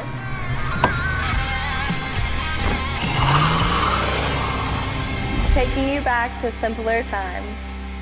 Hey, dog. Belmont Classic Cars, Belmont, Ohio.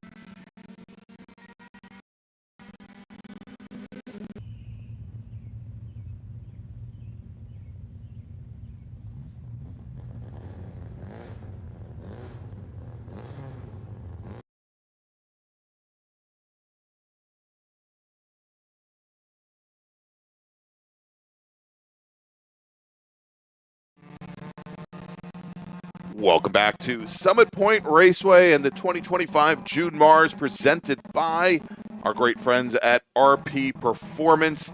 Next up, it is our final race of the day for our small bore production classes, Super Touring Light, Touring 4, and a host of others. Edwin, let's run down the starting order. We've got a gaggle of them on the front row. Paul Marcones in the 48 car. Ted Cahall in the 182. Row 2, Deacon Greenfield in car 32. Thomas Beverly in car number 4. Row 3 is Brian Price in the 51. Mark Liller in the 127. Row number 4, Robert Connor in car number 9 and Steve Muller in the 49. Row of 5 is Robert Cahall in the 178, Alex McBain in the 75, David Gast is in the 81, and the 52, Ben Foltz. Row 7, Chuck Allard in the 50, Michael McQueen in car 27.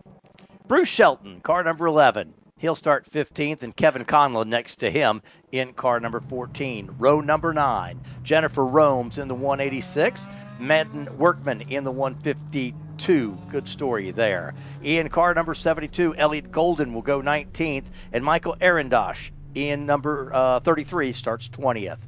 Row 11, Dan Rolfe in the 85 car, and Carolyn Bear-Broering in car number 90 goes 22nd. Row number 12, Kathleen Leduc in the 64 machine, and Alan Lesher in car 61. Row 13, Ken Van Horn in car number 70, and Alex Cumming in the 24. That's field of race cars. All right, there you go. It is a field of race cars. We've got Alex Cumming in his Mazda RX-8 there as our in-car streamer here today. Alex, unfortunately for him, had some issues with his transponder, so our timing and scoring team did not get times for him during qualifying. He's going to start at the towards the tail end of the field in that machine gray Mazda RX-8. But as you said, a great story here today, Edwin. We'll talk a little bit more about Madden Workman in just a little bit here. 14-year-old racer with a bit of a racing pedigree. Had his father reach out to me to let me know that it was indeed him that's hanging out here at Summit Point this weekend. We'll talk a little bit more about it here in just a few moments as the pace car leads. Paul Marcones, now we could say former owner of Radial Tire in Silver Spring, Maryland, just within the last year retiring and turning over the business. Actually, he's not on the front row. I'm looking to see where he may be. But on the front row is going to be Ted Cahall in the 182 Mazda Miata and Deacon Greenfield in the Honda CRX there as green flag is in the air, and they start to make their way down to turn 1. Wow, we had a big white puff of smoke coming through turn 10. I'm trying to figure out what car that was in just a little bit. Thomas Beverly in the green Honda Civic. Trapped to the inside there is Brian Price, now racing a Touring 4 Scion. Price, a former Pirelli World Challenge TCB champion, also a multi-time Mid-Atlantic Road Racing Series Spec Miata champion.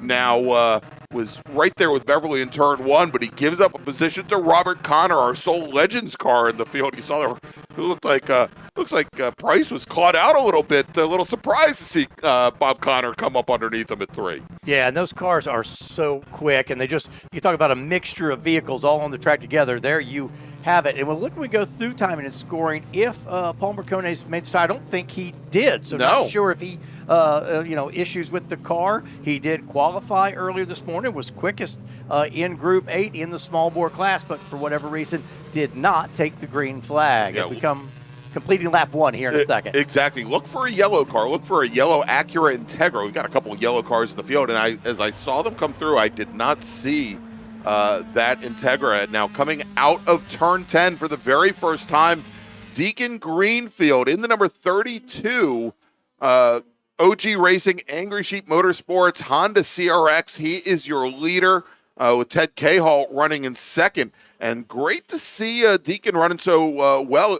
Edwin, you probably saw Deacon just a few weeks ago at Virginia International Raceway as part of Hyperfest, where he's running in, I think, the GT class that they had there. That Honda CRX, it's been kind of snake bitten over the last 2 years as he and his family have done development on it, but heard it ran very, very strong at VIR and had some clutch issues possibly, but that car now putting down good power, and it looks like they've gotten a lot of the gremlins out of it. Yeah, and it's great when you can go and experience different places. You learn everywhere you go. I love the guys who get out and travel and run a bunch of different tracks throughout the season. There we are riding with Alex Cumming in that 24 car, as you said, had issues in qualifying. Nothing wrong with the car. He didn't have the transponder working properly, so he did not get any qualifying laps this morning, which puts him at the tail end of the field. All right, and so we do have another camera in the field. This is Alex McBain. Alex, who was our 2024 H Production Mid-Atlantic Road Racing Series champion, also Rookie of the Year in his Honda Fit. My gosh, that thing has so much room in there. Alex is a big boy, and he's still got about 5 inches of headroom right above him. There you go. You see how tall that car is coming through turn 10 here as he starts to make his way through the field. And right now, he is your leader in H Production over Chuck Allard in the number 50, the 50-plus car, actually, as it is Porsche 924, who goes across start-finish alongside Kevin Conlon's Mazda Miata. And Conlon, I would have thought that Mazda Miata would have had maybe a little bit more straight line speed than the 50 car, but it doesn't. But they go now through turn 1 again, side by side. And we saw the yellow display down there at turn 1, just a standing yellow. So we'll see if that's somebody just off track. But yep, yellow remains there only in turn 1, just a local. All right. So we'll see if that comes up. And you said there we got Carolyn Bear Broering, talking about tall cars. Carolyn Bear Broering in her H Production Volkswagen Rabbit. She was out racing last week, and we've got a car off pace. That may be, that's the one, I think that's Michael McQueen in the green H Production MG Midget there. I know he had some issues with that car back in early April.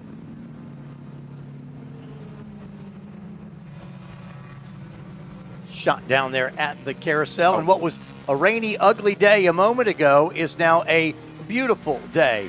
As you see cars working through the final corner and back onto the front straightaway. That's Steve Muller going by. And the lead group back down into turn number 1. Is one car stationary, but that car is safely off track, will stay green. So. All right. And by the way, I want to make a quick correction here as Deacon Greenfield now really starting to walk away from the rest of the field. I just said that it was Alex McBain, who was last year's Mid-Atlantic Road Racing Series H Production champion and Rookie of the Year. That is not correct. It was Alex's son, Troy, who took the championship. Dad, Alex,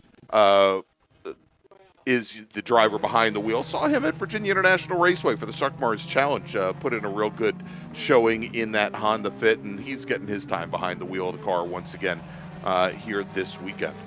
Talked about families, fathers, sons, that type of thing. You want to revisit that Madden Workman pick? This would be a great opportunity, as we talked about Madden Workman, who started 18th, his very first time racing here in a real car at Summit Point Raceway. I believe he's got some time behind the wheel in the sim world. His father, Mason Workman, and Mason is your 2024 SCCA F Production National Champion. Took the win this past year at Road America, and he and Madden have been working together, slaving away in the garage to put this Mazda MX-5 together. And this is, I believe, I don't think this is his very first race out altogether, but he's working on his rookie permit right now. So he's got fewer than 3 races in the books currently for that 152 machine. And Madden right now, he is currently running in 22nd position, just behind Kathy Leidick in the red Alfa Romeo. Next time by 5 laps will be complete. Deacon Greenfield with a nice advantage right now in the 32 car, 7.5 seconds ahead of Thomas Beverly in the number 4, and Ted Cahall currently third place overall, as we are coming up on lap number 5 here in this 15-lap event. And again, it's a totally different day than we had about 30 minutes ago. I was going to say, the sun is back out. The track is now dry. Real quick, going back to the story about Carolyn Bear-Boring and this Volkswagen Rabbit. 2 weeks ago, we saw her at Virginia International Raceway, at New Jersey Motorsports Park. I could not find two more diametrically opposed tracks. She was at NJMP and racing in the new H production car to both her and her husband Tom, who were sharing the car, a Toyota Yaris that ran very successfly. And but this weekend back in the Volkswagen Rabbit, tried and true for her.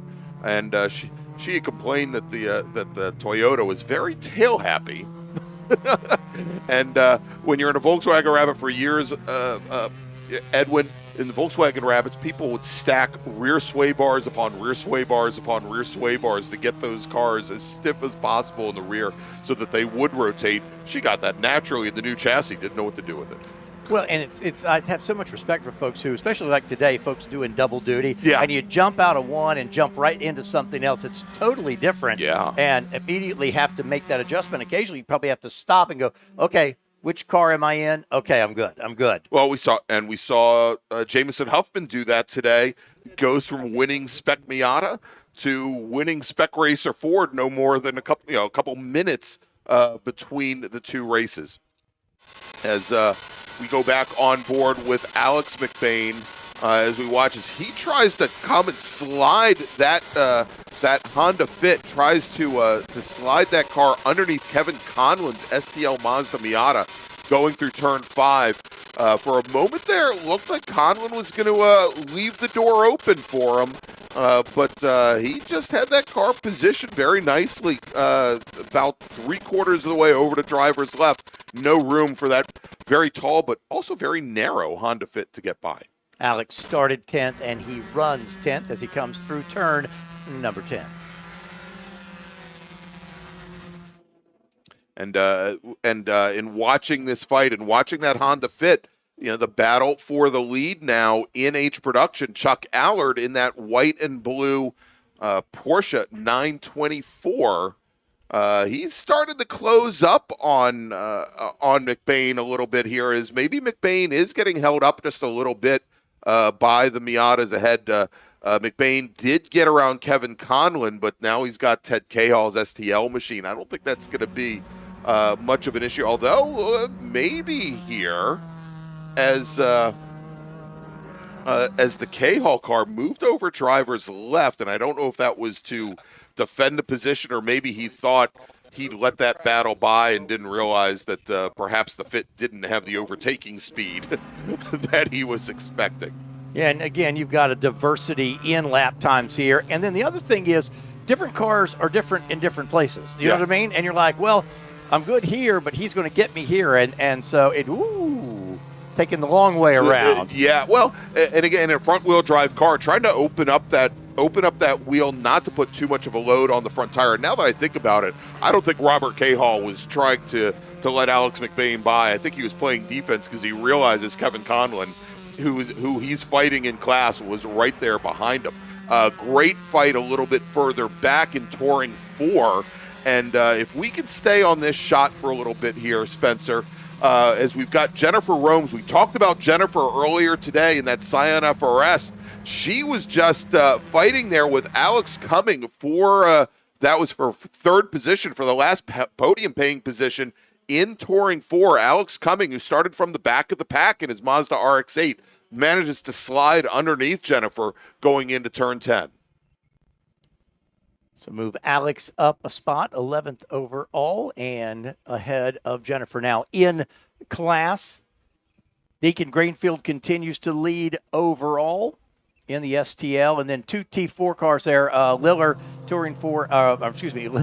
and Brian Price as Touring 4 cars. They run second, third overall, first, second in class. There we go. Is now Alex Cummings starting to open up a bit of a gap to Jennifer Romes, and Jennifer now has to contend no longer with in-class traffic. She's got a heck of an STL battle behind her. She's got David Gast along with Ben Foltz and Michael Arendosh all in a row. That's the battle for 6th in STL, and she's got them bottled up right behind her there. So she'll be taking a quick look as those Miatas, they're not quite able to sneak underneath her. And then where they're battling for position, that's when patience starts to run out. Exactly. And what I always used to do when I'm in a position, and multi-class racing is an art in its own. Edwin, is you're there trying to not only hold off maybe a driver behind you that's in your class, but you're trying to find the best way to use that out-of-class car as maybe a pick or a diversion so that you can get away. And like I said, that's what I think we saw earlier with K-Hall. And I'll bet you right now that Gast is looking for the best way to take advantage of Jennifer Rome's machine. Actually, Gast gets around Jennifer Rome's, and so now it is Ben Foltz and Michael Arendosh who I think are both trying to think of ways that they can use that white Toyota just ahead in their pursuit. Yeah, and all of that gap, looking at STL, Conlon now about 13 seconds ahead of Gas. So it took Gas a little while to get clear, gave Conlon a little bit of gap. That's STL.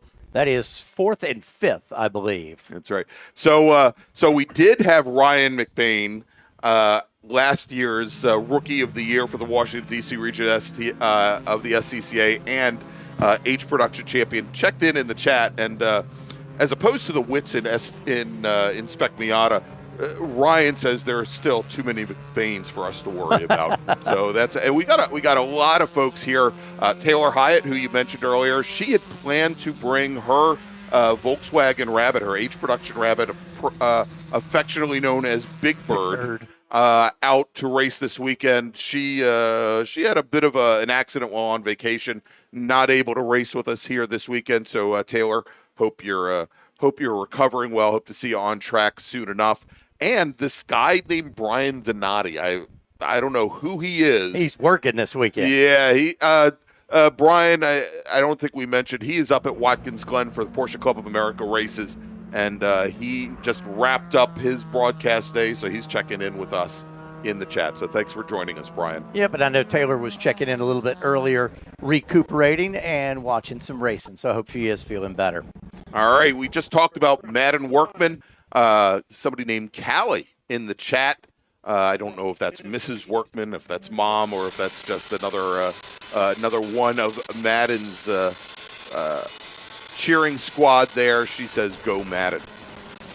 As we're back on board with Alex McBain in the Honda Fit. And you see there where Alex does open up that wheel, tries to essentially, and it's maybe not as important today for this shorter 15-lap race, but tomorrow, Edwin, will certainly be important so that he doesn't run off those front tires halfway through the race, as we just had somebody run through the gravel trap at 3, and we just got a call. It brought a lot of gravel on the track there. We can see as many of the cars are coming through, how much dust is getting kicked up, even when the cars are staying on the track surface. Madden started, back to Madden Workman for a minute, started 18th, lost a couple spots, and now has gained a few spots back. So nicely done there for Workman in the 152.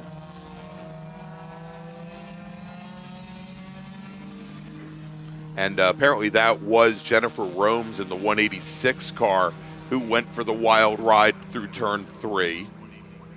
I'm sure the staff here at Summit Point is going to enjoy sweeping all that gravel off a little bit later today. As Carolyn Bear Broering now side by side with a couple of those Mazda Miatas coming through the final corner. I think one of them was Madden Workman in the 152 car, and then I think some faster traffic trying to work their way through and put them a lap down. Those guys are going at it right there, and I think you've got a couple cars. Yeah, you got a group there in class, and then one car out of class there. Yep. There's your leading GTP machine. There's Bruce Shelton in the number 11 going by, leading in his class. And that's that same battle we were watching just a minute ago. And I believe, actually, I think that might be the 51 of Price in the Scion FRS. That's the blue Scion, or dark blue Scion, and Mark Lillard. That, Edwin, and we might want to stay with that fight for a little bit. That was the battle for second overall for the lead in Touring 4, and directly behind in the third car in this group, that's going to be Ted Cahall, who started off on pole today, now running fourth overall, and Ted Cahall second in STL. He has now, I think, well, he's got a long way to go if he wants to catch up to Deacon Greenfield as they come through turn 10 now, ready to complete lap number 12. Deacon Greenfield now almost 25 seconds up the road from second, third, and fourth overall. Yeah, you've got Greenfield in the STL, and then Price and Lillard, and then Cahall, who's second in class. You're right. He's, a full 25 seconds behind. Greenfield has been like shot out of a gun at the start of this thing. Nobody's been close to his lap times. What's his quickest is 1:24.3 is the fast lap of the race. And this one's getting done quick. We're next time by, we'll be two to go. Oh, yeah, absolutely flying. And, and we've heard nary a word from race control or from our flag net here, other than a couple cars dropping wheel into the gravel. Been a very, I don't want to jinx this, been a very clean race so far. And I'm afraid that I've just given the death knell for this race. Good run so far by Elliot Golden in the blue MG midget. We just saw him come through the carousel just a few moments ago in the number 72 machine. Golden currently holding up third position, last podium paying position in H production. There's the Golden machine. There's the Golden boy coming through turn 10. I first met Elliot, probably seems like 10 years ago or more. He was a young kid who was interested in motorsports and was coming out to different tracks and everything. So good to see him in the race car. Yeah. And it's something that he's it's been a goal of his since he was a little kid. Yeah, and we've had so many people. I was the same way. I have known so many people that has been, it's been the goal as they've grown up, and maybe it's, life gets in the way, business gets in the way, but finally when there is enough money to come out and race, even at an amateur level like this, to get behind the wheel, it's really something special and something magical. I mean, I tell everybody I got into racing as one of the few memories I have, Edwin, of when I was 2 or 3 years old, was sitting on my dad's lap in his Jaguar XK 120. I was 3 years old, and he allowed me to hit the starter button on that car. And just the sound of that straight six roaring to life instilled a love of motorsports in me forever. And that's why I wanted to start racing. You said, I know what I want to do. Exactly. Well, your leader is working his final lap. Deacon Greenfield, overall leader in the STL, on his final lap. And it's been 4 seasons of weather, all in a couple of hours. But Deacon Greenfield likes what he's got right there into the first turn for the final time. That's right, as he starts to work his way through the back of the pack. And Deacon Greenfield just resets fast lap of the race, turns in a 124.1. And this is where, Edwin, I need to check track records to see where he stands. I don't think that he is there. No, Darren Treacle set the STL track record back in 2021 at a 121 and change. So a couple seconds off the track record. But Greenfield being very cautious, very judicious, working his way through this slower traffic on this very last lap of the race. He's going to slot that CRX underneath Chuck Allard. I think he might have even turned the right turn signal on to let him know which way, to let him know that he was going to go to the inside there. As Bruce Shelton is going to retire the GT Pinto a lap early, and it looks like that car may not have a lot of power left. As Greenfield now going to follow Robert Cahall in the 178 machine and Alex McBain in the 75. They're going to follow them to the checkered flag. They're going to get an extra lap. And so taking the overall win and the win in STL is going to be Deacon Greenfield, and all following drivers will take the checkered flag. That means in Touring 4, Brian Price will take the win as Price now comes out of turn 10 and across the line for the win. Mark Liller, about a little over a second behind, will finish second. Alex Cumming will finish in third. Jennifer Rome's fourth. Madden Workman will finish fifth in Touring 4. In E-Production, taking the win, Kathy Leidick in her Alfa Romeo Spider. She was the only driver to take the green, as both Paul Marcones and Dan Rolfe did not take the green. And actually, good to see, and hopefully we'll see him on track later this weekend. Dan Rolfe in Nissan 240SX. Rolfe originally from Texas, making his way east, but unfortunately didn't take the green. In H-Production, Alex McBain, who did have one final lap to take, should see him, I think, coming around, start onto the front straight here in just a few moments. He will take the win in H-Production, as all the other racers had to take the checkered flag. Chuck Allard will finish second. Elliot Golden will finish third. Carolyn Bayer-Broing will finish fourth. Michael McQueen and Ken Van Horn only completing 2 laps and 1 lap, respectively. Let's take a look here. Tom Beverly, our sole racer in SPU, retired after 5 laps. Alan Lesher will take the win in F-Production in his Dodge Neon. Bruce Shelton only completes 12 laps in his GT Pinto. Bob Connor in his Legends car goes the distance, and Bob Connor will finish today's race 5th overall. And then let's move over to STL, where Deacon Greenfield, of course, takes the win in the overall win. 30 seconds separating he and Ted Cahall, who finishes second. Steve Muller in his Mazda Miata will finish in third. That's a former ITS car. Robert Cahall will finish fourth. Kevin Conlon fifth. Michael Arendosh fifth. Conlon fifth. Arendosh sixth. David Gast, Ben Foltz rounding out that 8-car field. Good day of racing. Absolutely, a wonderful day of racing here, Edwin. And we've got more great SCCA racing to look forward to tomorrow. Spencer, if we could throw up today's our schedule for the weekend. We're going to be back here with you tomorrow morning, starting at 8:40 a.m. It's feature race day here at Summit Point. We're going to have 20-lap or 40-minute races for our 7 Mid-Atlantic Road Racing Series groups. The Sprint Bracket Road Racing Series, they will have 2 10-lap sprint races, and we're going to intersperse them through the day. So definitely make sure to join us for racing action here tomorrow.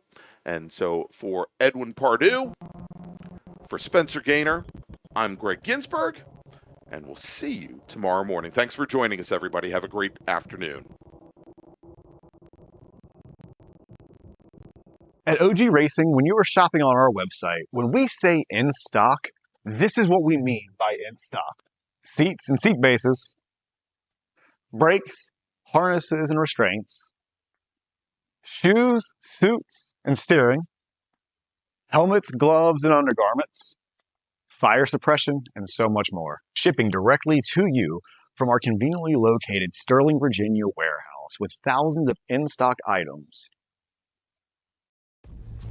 RP Performance is the only premier race shop in the region that specializes in both street and track Mazdas and is located right in the heart of racing at Summit Point's Gasoline Alley. RP has been involved in countless race wins and series championships across many classes with drivers of all ages. Not just a full-service shop, RP has been helping drivers with their individual racing and other track event needs for over 30 years, providing trackside support, arrive and drive packages, as well as race car transport services. And they're known for its help all attitude. RP Performance is your go-to for getting cars back on track for that positive experience at Summit Point when you're ready to pack it in. For more information about RP Performance, come talk to them here in the paddock. Call them at 304-728-6749 or email them at Brett, that's B-R-E-T, at rpperformanceracing.com.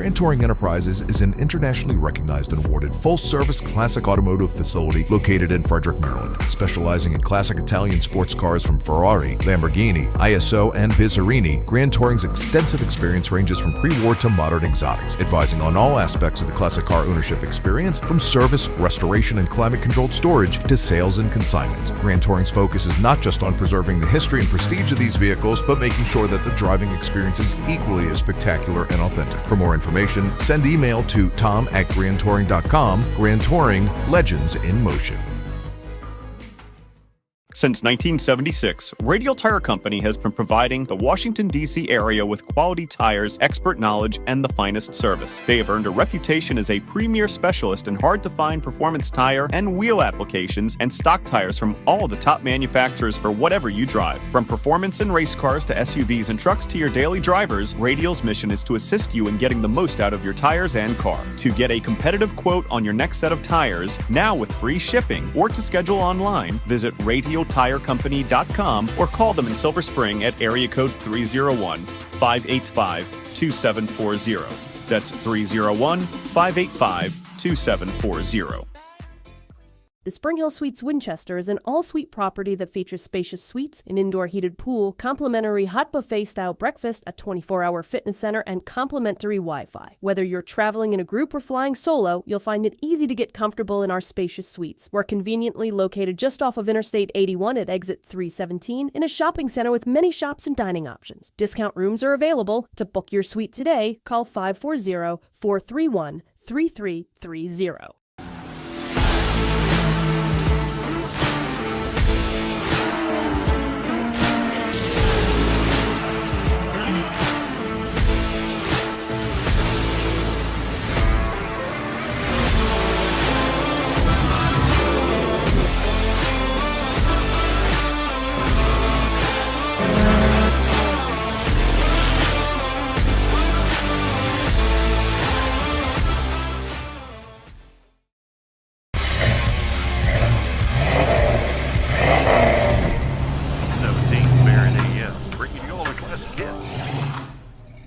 Need a ride? No. Okay.